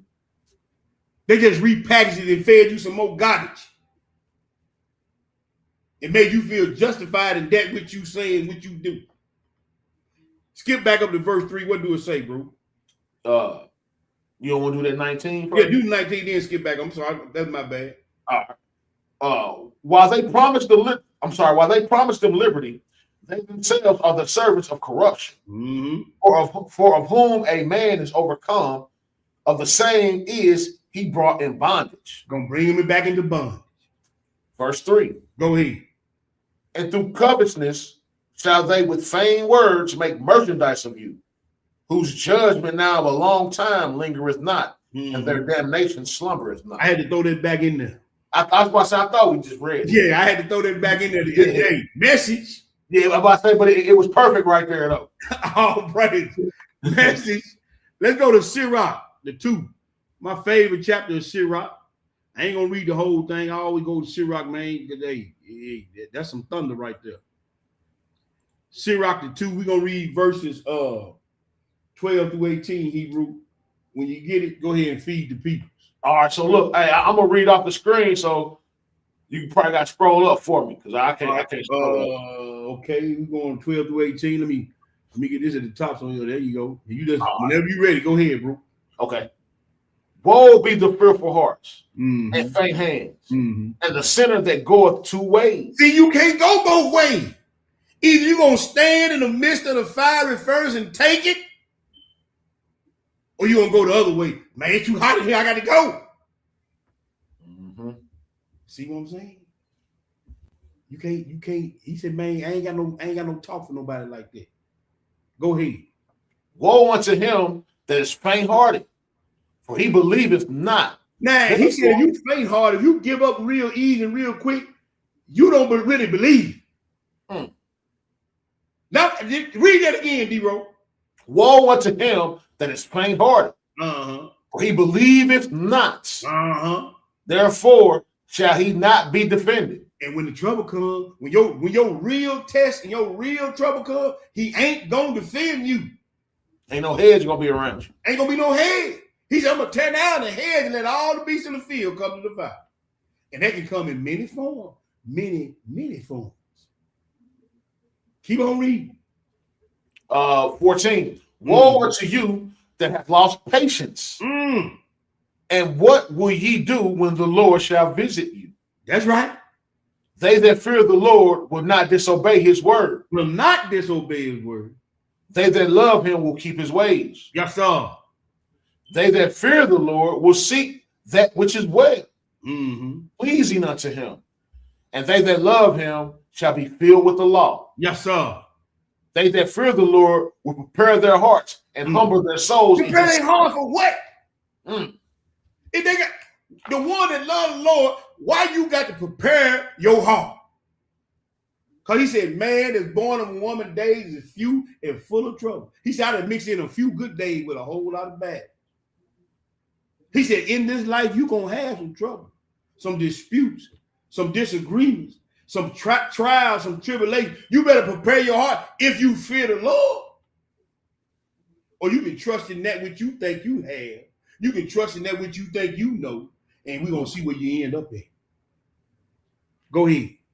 Saying, we fall into the hands of the Lord, not into the hands of men. For as his majesty is, so is his mercy. So is his mercy. That's right. I'm going to fall into the hands of the Most High. Let's go back to the PowerPoint. Let me get it back in the room.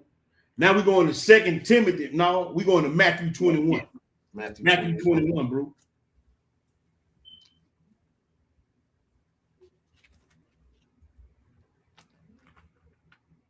Matthew the 21. Dude, you crazy, man. What? Boy, you crazy. Hey, boy, hey, Tuba been putting in work overtime around this joint. Every time I turn around, Tuba, y'all throwing up a lesson. I'm like, God, no. Oh, Let me step that game up. Spirit on that I brother. think he's going on live after this lesson. Yeah, spirit on that brother, man. Man, heavy on it. That man, Yeah. that boy, I said, boy. I said, every time I turn around, this joker throwing a lesson. I said, man, the Most High dealing with him, man. All praise. Yeah. Matthew 21, bro, 18 through 20. Yeah. Right. It's cold right here, boy. All praise. Yes, sir. It's it right here. Yep. The kingdom is in hand. Yes, Just sir. know, hey, when it's at hand, hey, ain't no repenting, ain't no, you better have some fruits. Come on, bro. Because when it's at hand, ain't no more fruits getting Ain't grown. nothing else being picked off. Ain't nothing else being gathered. No. If you look like this, if you look two-faced like that well that didn't have no water, now we want to read about this fig tree that ain't got no fruit. Yep. Go ahead, bro. Now in the morning, as he returned to the city, he hungered. Mm-hmm. When he saw a fig tree in the way, he came to it and found nothing thereon, but leaves only, and said unto it, let no fruit grow on thee henceforth forever. And presently the fig tree withered away. Yes, sir. And when the disciples, is that it? No, read that 20. Okay, and when the disciples saw it, they marveled, saying, how soon is the fig tree withered away? He said, man, guess what? How soon did that brother and sister fade to black? I just talked to him yesterday. I just talked to him last week. Now they gone. When Christ come to you and you look to Paul, you've been playing, and he come to you and try to count how many pieces of fruit he can gather off your tree or gather in your basket. Yeah, it ain't none to be gathered. Ain't none to be gathered. Man, that's crazy. About so and so. Now what going on? Man, they passed away, man. Man, I just talked to that brother. I just talked to that sister. When he come to you and you look like you've been playing this whole time. Just like the Pharisees, boy, I'm telling you, man. You've been playing this whole time. You've been acting like. You've been seeming like. You've been putting on a good show. And when Christ come to you, you better have something now. You better have something. He gonna want usury. Come on now. I ain't gonna give you lesson away. I sure want to put it in there. Hey, man. I sure want to put it in here. Hey, you'd already told me about it. I said, no, I'm gonna let my little brother take care of his business. I'm just gonna, we still got about two left before we even get to that. We still got some. Hey, we still got some preparing to do for you. You got some more understanding. That script. Hey, that script right now. That script is what's going on right now. I'm trying to tell you it is, man. That script right there is what's going on right now. I promise. And man, look at here. Gonna be a lot of sad singing and flower bringing. When some of these folk alarm get the ring. He gonna be sad. Because you look to Paul. You talk to Paul.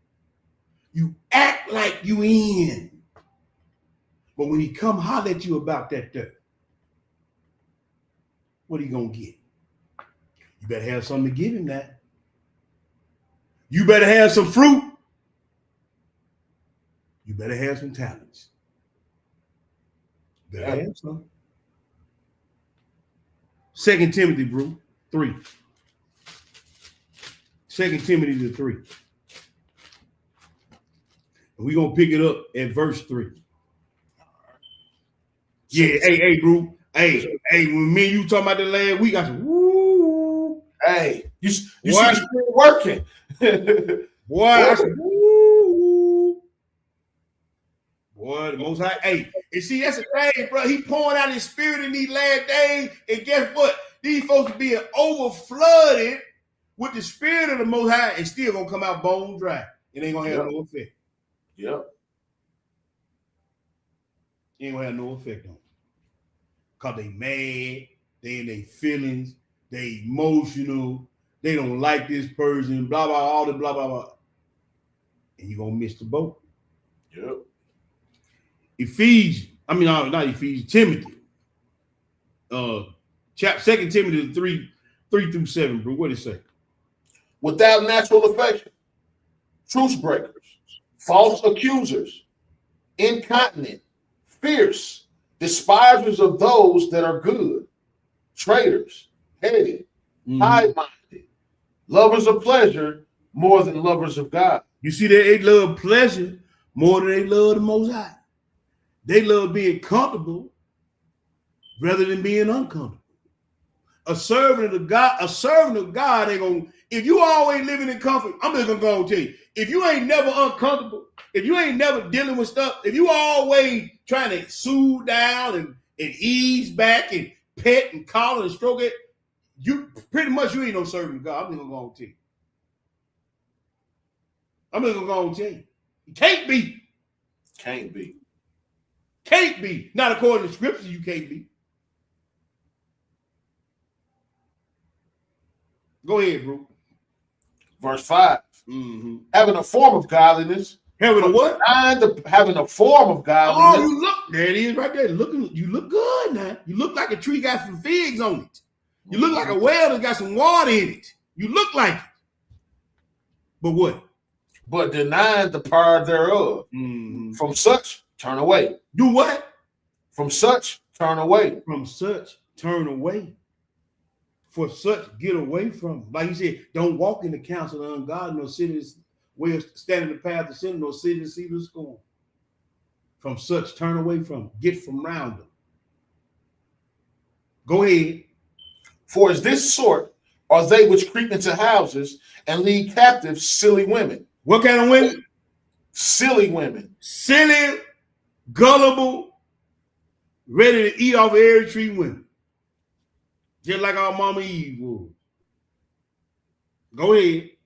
Laden with sins, led away with diverse lusts. With diverse lust, not even just talking about physical lust, but moral seduction. Emotional seduction. Not just physical seduction, and even spiritual seduction. Diverse lust. Diverse, meaning different kinds, many. Yeah. Not the same, diverse. So, ever learning, read that 7 again. Ever learning and never able to come to the knowledge of the truth. There it is right there. Ephesians the 4. Flip back. Ephesians the 4. We're going to read 11 through 16. We got a couple more after this, and then we out of here. Ephesians the 4, verse 11 through 16, Hebrew. All right. Go ahead. Watch this. And he gave some apostles, and some prophets, and some evangelists, and some pastors, and some teachers. For the perfecting of the saints, for the work of the ministry, for the edifying of the body of Christ. See, there's a hierarchy here. Yeah. And see, most men don't have a problem with hierarchies. Nope. I said, I'm very clear how I'm saying. I said most men don't. Yeah, most. Some male figures might have a problem with hierarchy, but most men don't. I'm not going to say women have a problem with hierarchy, but women don't understand patriarchal hierarchies because they're egalitarian in all that they want. It's all about the communal experience and the relationships. But when the men of God came through like Moshe and Samuel, it wasn't a whole lot of talking to be done. Am I right, my brother? Sure wasn't. So you got these apostles. Then you got prophets. Then you got evangelists. Then you got pastors and teachers. There is a hierarchy. Men understand hierarchies. Most men do. And they don't have a problem with hierarchies. And this hierarchy was set in place by the Most High. Different varying gifts for different varying reasons. And if things can't be taken care of on one level, it needs to be escalated to the next. Do you get my meaning, my brother? Yeah, I'm about to say that's how That's how corporate jobs or any type of job work or military work. Come on, bro. It's chains of commands. Right. And you're not supposed to jump those commands. And if anything is askew, and it don't never get resolved, the one at the highest part, where whoever that's in that highest seat, he got to take care of the business, no matter who it falls on. Because it's gonna fall on him. If it don't, it's gonna fall on the one at the top. See, now, hey, there it is right there. Continue to read, my brother. Oh man, bro, Verse 13.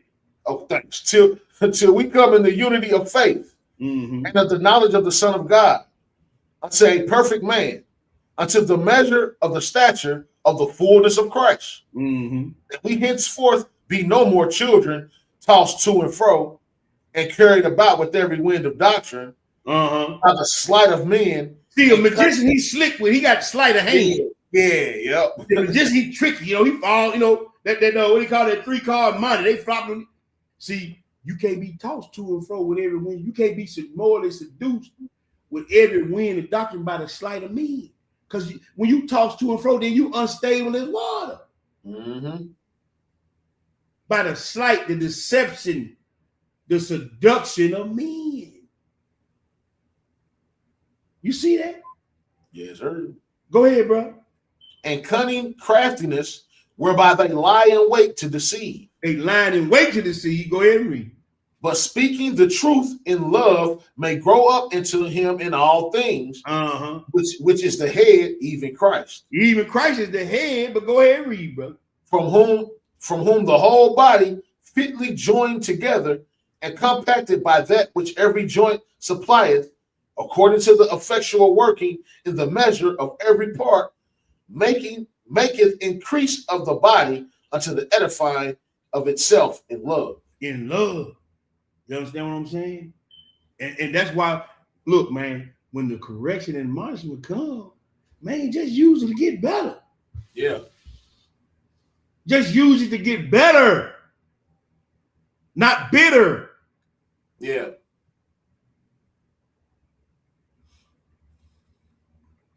Next place, James 1. This one hitter quitter, man. James 1. We're going to read verse 8, bro. All right. James 1. And we're going to read verse 8. What do it say? A double-minded man is unstable in all his ways. You hear that? A double-minded man is in. Read that 7. Uh-oh. Read that 7. Then read that 8 again. All right, my fault. Let me go back. No, I just added that in there. I just looked down at the scene. Go ahead and read. For let not the man think he shall receive anything of the Lord. A double-minded man is unstable in all his ways. See, and when you unstable, man, bro, you toss to and fro. When you two-faced and double-minded and backbiting and talking out of both sides of your mouth. You know what, bro? I'm sorry. But I'm thinking, let's read the 6. Let's read the 6 then. All praise. But let him ask in faith, nothing wavering. For he that wavereth is like a wave of the sea, driving with the wind and tossed. For let not the man think he should receive anything of the Lord. A double-minded man is unstable in all his ways. See that right there? Still talking about that water being tossed to and fro. Still talking about that water being driven by every wind of doctrine. Still talking about that water, man. Let's go to the last plate. The last slide. Moral seduction. Misaligned longings lead to covenant fracture. It's called, in the nutshell, this moral seduction is scientifically or psychologically is called cognitive dissonance. Is the psychological discomfort experience when holding 2 or more conflicting beliefs, values, or attitudes, or when your beliefs contradict your actions. Changing one's beliefs or behaviors to appease them from being wrong at that moment. Man, justifying or rationalizing their mindset. Avoiding or denying that they may avoid or deny information that contradicts their actions or thoughts. Cognitive dissonance stunts or completely deteriorates your growth. You see the man on there, everything around him is dying, but he got a little vine still trying to sprout out. He in disarray. He knows what's right on the inside, but everything out on the outside around him is dying. This is cognitive dissonance. He's just, look at his eyes looking down to the ground. He's sitting there with his hands folded like he don't know what to do. He got a little truth in it. He got a little vine sprouting, but everything around him is fractured. Yeah, he know what to do, but he indulging in nothing but death all around. You see what I'm saying, bro? And the sun finna go down on him. And the sun finna go down on him. 1 Kings 18. Oh, that's they say a picture say 1,000 words, boy. Yes, sir. Straight up. See, that's what I'm saying, bro. When the Most High give me these things, bro, I'm putting this stuff. The picture gonna tell you what's really going. Look at this joker, man, how downhearted he is, and he gray. The sun ain't even shining. The sun going down on him, and he's so dark and black, man. It's to the point where everything around him is dying. Just a little sprout still left. That's crazy, bro. Mm-hmm. 1 Kings, bro, 18, and read that 21, man. And Elijah came unto all the people and said, How long halt ye between two opinions? Mm-hmm. If the Lord be God, follow him. Mm-hmm. If Baal, then follow him. Mm-hmm. People answered him not a word. And it's gonna be Negroes and shitgrows on this feed right now, and even in the future, gonna see this lesson. They ain't gonna answer not a word. You know why they ain't gonna answer the word? Just like this joke on this picture, he know he gonna have to change some stuff, and he don't want to. He rather let everything around him die, and even that little sprout that's still in him, he rather let it die than made it be look like he was wrong. He gonna let pride take him away from here. And if God be God, then follow him. But if you want to follow after your pleasure, your desire, your pride, your ego, and your friend, and your husband, your wife, and all that there, then nigga go. Have at it. But don't be trying to look the part and play the part when you know you ain't the part.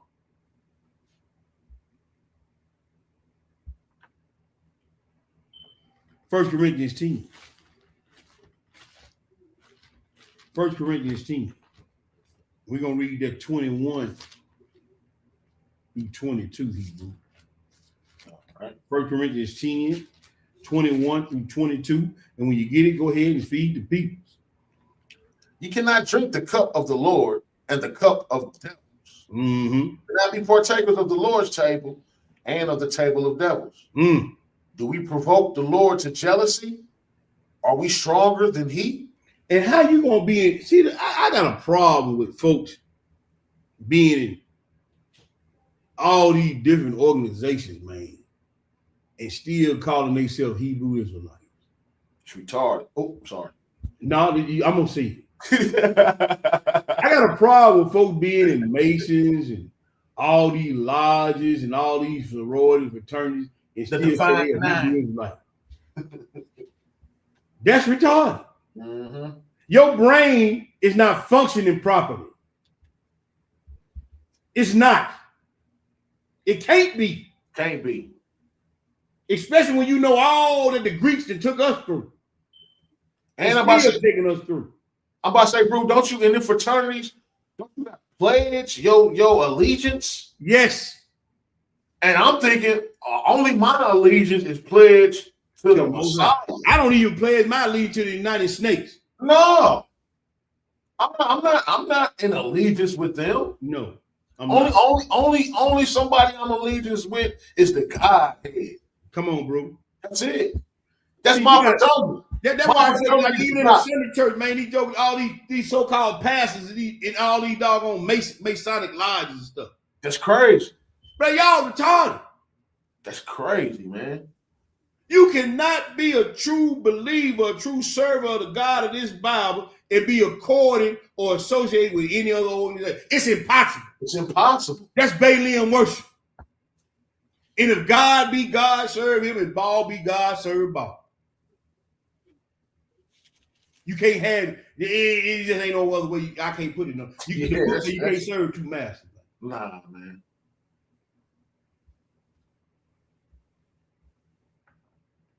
You want to talk about the most craziest thing ever in the history of man? One of them anyway. Yesterday, everybody said they were celebrating Jesus' birthday, but they ain't following nothing according to the tenets of the Bible. Nope. Worldwide deception went on yesterday. Yep. Just like it's going on, it's gonna be a worldwide deception by New Year. It's a worldwide deception about them Khazars and Edomites over there in the Holy Land. It's a worldwide deception within Israel to think you can do and say what you want to do and everything's still good. Like he's associated with these different lodges and fraternities and masons and stuff. Y'all think y'all getting away with it, but okay. But okay. Zephaniah 1, we can look at these three reprobates. Let's go look at these three types of reprobates, Hebrew. Hey, because I told was going to look at it if it wasn't in here. Right up. Let's go look at these three types of reprobates. Let me get there. Zephaniah 1. Zephaniah 1. Let me get there. I went past. There we go. Zephaniah 1. We're gonna pick it up at the 1, bro. All right. And we're gonna read through the 7. Yes, sir. Go ahead and read, bro. The word of the Lord which came unto Zephaniah, the son of Cushai, the son of Gedaliah, the son of Amariah, the son of Hezekiah, in the days of Josiah, the son of Ammon, king of Judah. I will utterly consume all things from off the land, saith the Lord. I will consume man and beast. I will consume the fowls of the heaven and the fishes of the sea and the stumbling blocks with the wicked, and I will cut off man from off the land, saith the Lord. Go ahead, brother. I will also stretch out mine hand upon Judah and upon all the inhabitants of Jerusalem, and I will cut off the remnant of Baal from this place. You see that? Go ahead. And the name of the cherubims with the priests, and them that worship the host of heaven upon the housetops. All right, number 1.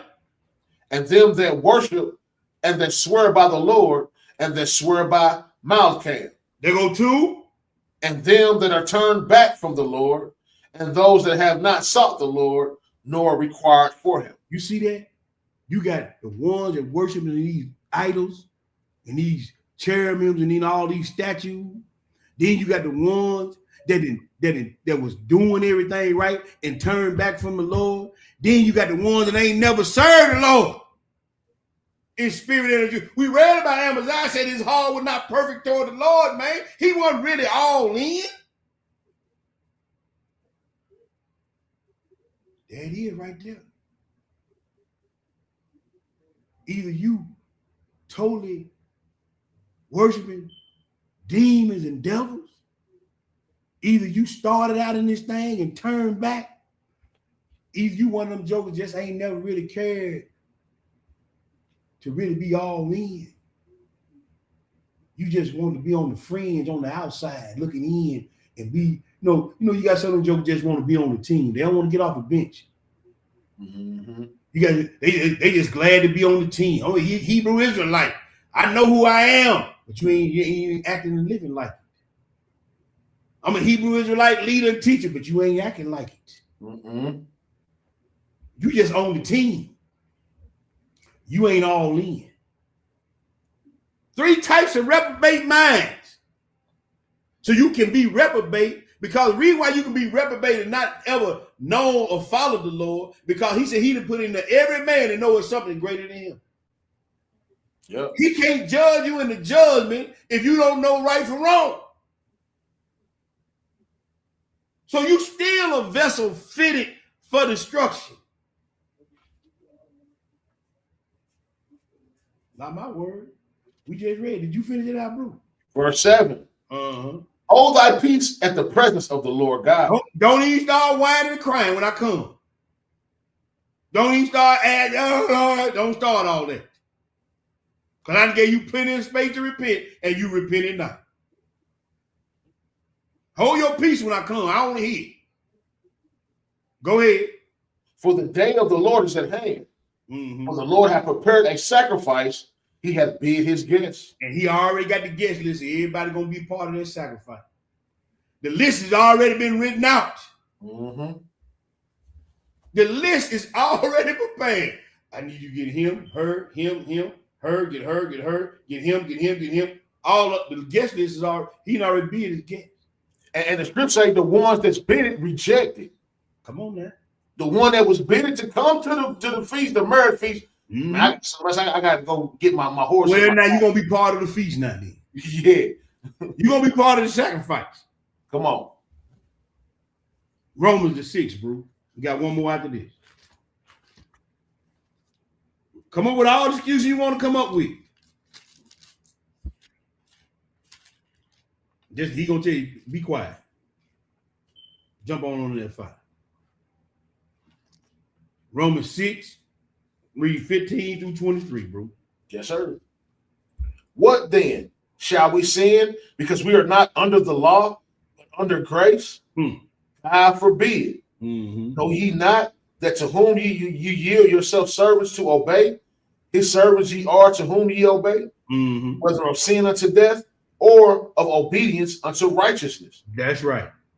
But God be thanked that ye were the servants of sin, that ye have obeyed from the heart that form of doctrine which was delivered you. He said, obeyed from the heart. Truly did it out of obedience to God. Not to look a certain way or be perceived in a certain light. Go ahead, brother. Being then made free from sin, ye become the servants of righteousness. Mm-hmm. Speak after the manner of men because of the infirmity of your flesh. Mm-hmm. For as ye have yielded your members servants to uncleanliness and to iniquity unto iniquity, even so now yield your members servants to righteousness unto holiness. That's right. For when ye were the servants of sin, ye were free from righteousness. What fruit had ye then in those things whereof ye are now ashamed? For the end of those things is death. Is death. But now being made free from sin and become servants to God, ye have your fruit unto holiness, and the end everlasting life. What 23 say? For the wages of sin is death, but the gift of God is eternal life through Jesus Christ our Lord. Yes, sir. Let's go to the last place. Let's go to the Testament of Abraham. The Testament of Abraham. We go into chapter 11. It's on page 888 in volume 1. I'm gonna put it up on the screen for the people who ain't got it. I got a little delay. Hold on, Hebrew. I got a little delay on my side. All right, now there it is. What do it say, bro? I'm getting there. You said we doing chapter 11? Yeah, we're going 1 through 12. All right, says. Michael turned the chariot and brought Abraham toward the east to the first gate of heaven. Abraham saw two ways. Two ways. The first way was straight and narrow. Matthew the 7th. And the other broad and spacious. Matthew the 7th. And he saw there two gates. One gate was broad, corresponding with the broad way. And one gate was straight, corresponding to the straight way. Outside the two gates of that place, they saw a man seated on a golden throne. And the appearance of that man was terrifying, like the master's. And they saw many souls being driven by angels and being led through the broad gate. And they saw a few other souls, and they were being brought by the angels through the narrow gate.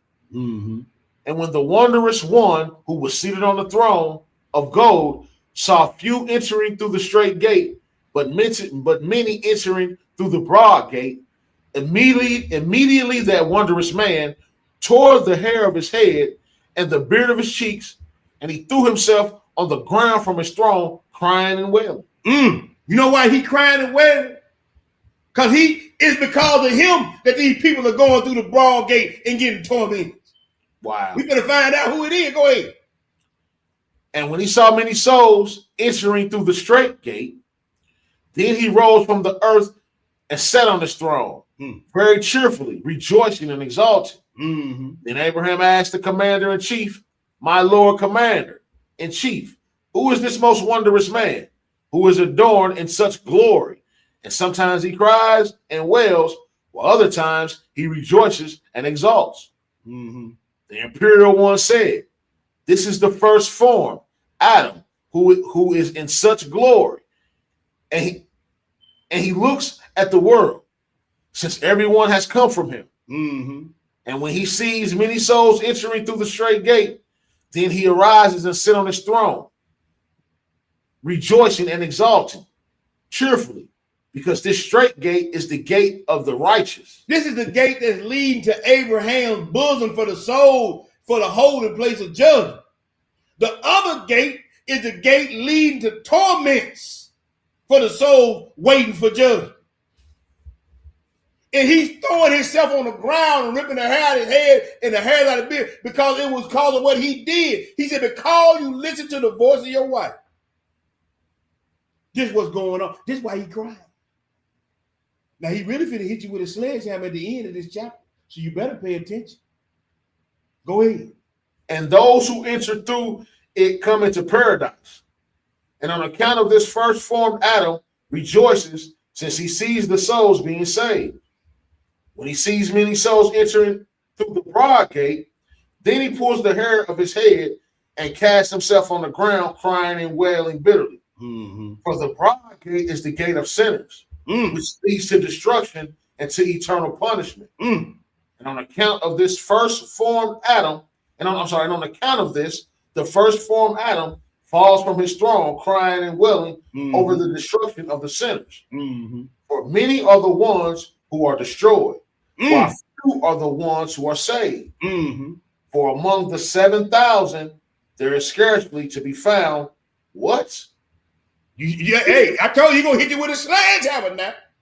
One saved soul. Hold on, let me do that. Read that again. For among 7,000, the number, look, 7, the number of completion and judgment.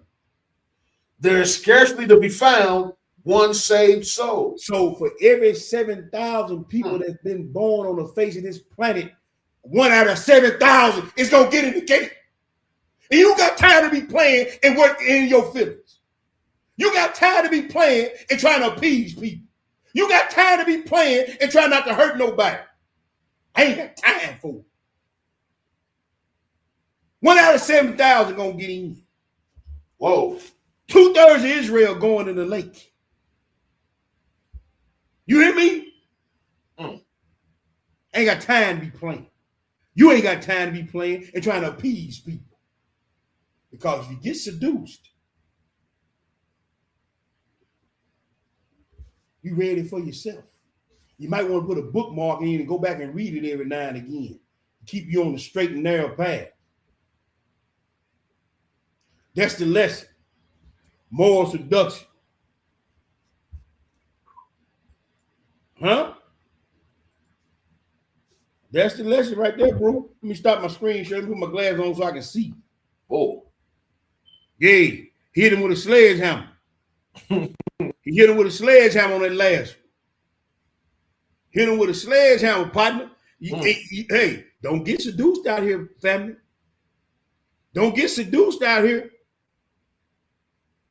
I don't care who it is. Don't get seduced out here. The world that is now was made for many. You hear me? But the world will come before a few. Huh? Ain't that what he say, bro? I had to tell somebody that today. Man, look. Seducing and Manipulative Spirits, Part 3, Moral Seduction, the gradual persuasion to compromise. That's the lesson. I want to thank everybody for tuning in once again. I want to thank my bro once again for sitting in and reading. We back to back on that one, bro. I appreciate all praise to the Most High for that. Yeah. Like I said, I know nephew too. We got he been hitting them up like rapid fire, but I know he got one coming up after this. So if y'all one of them late night Hebrews or Shebrews, nephew too, we got some more. He gonna drop on y'all.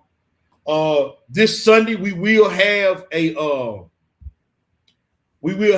teaching and reading call this Sunday at 6:00. Any of the brothers who can't make it, hit me up early so I can go and start penciling you in on some times that you can't.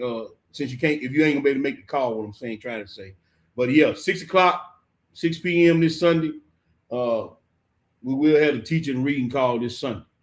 We will be online tomorrow. I think Amnon is gonna be doing a lesson, but he will be having fellowship at his house for the lessons for tomorrow. So if you're in the area, just hit the brother up or hit one of the sisters up or one of the brothers up, and go out there and fellowship, man.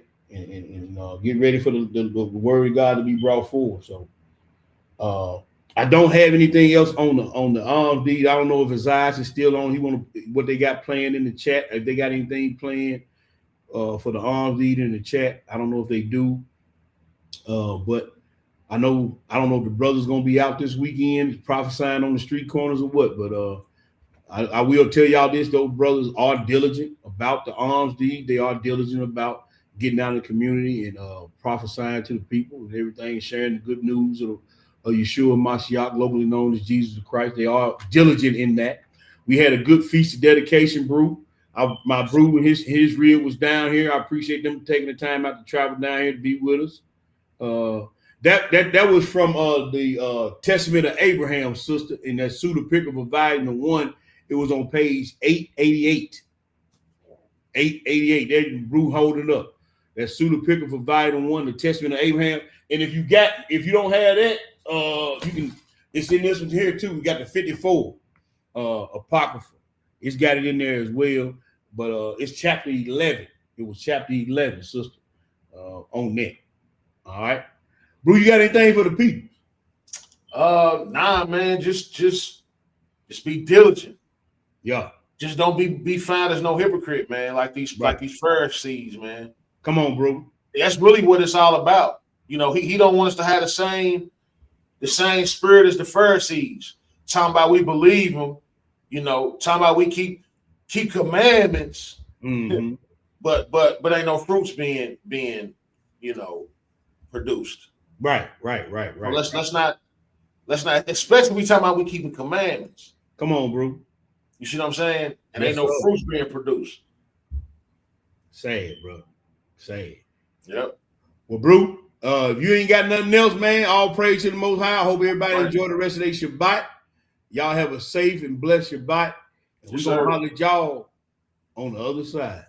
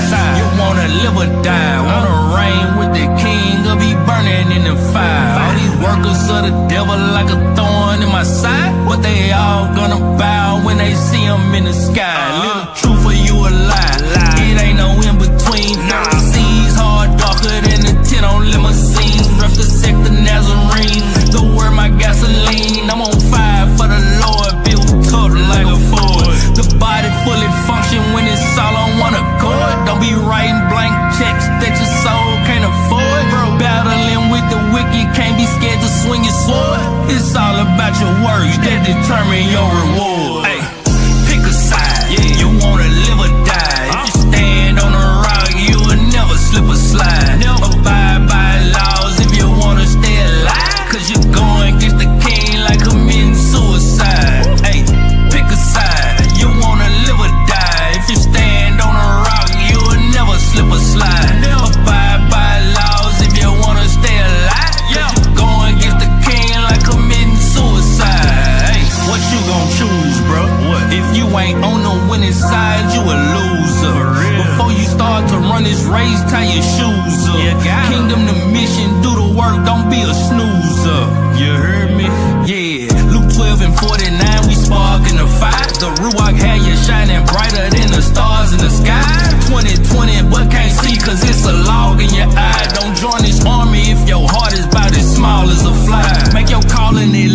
short, cause ain't no switching up. Spiritual bench press, his name is what I'm lifting up. This ain't no easy walk, but I am never giving up. Follow my king till I'm in that bag and they zip it up. Hey.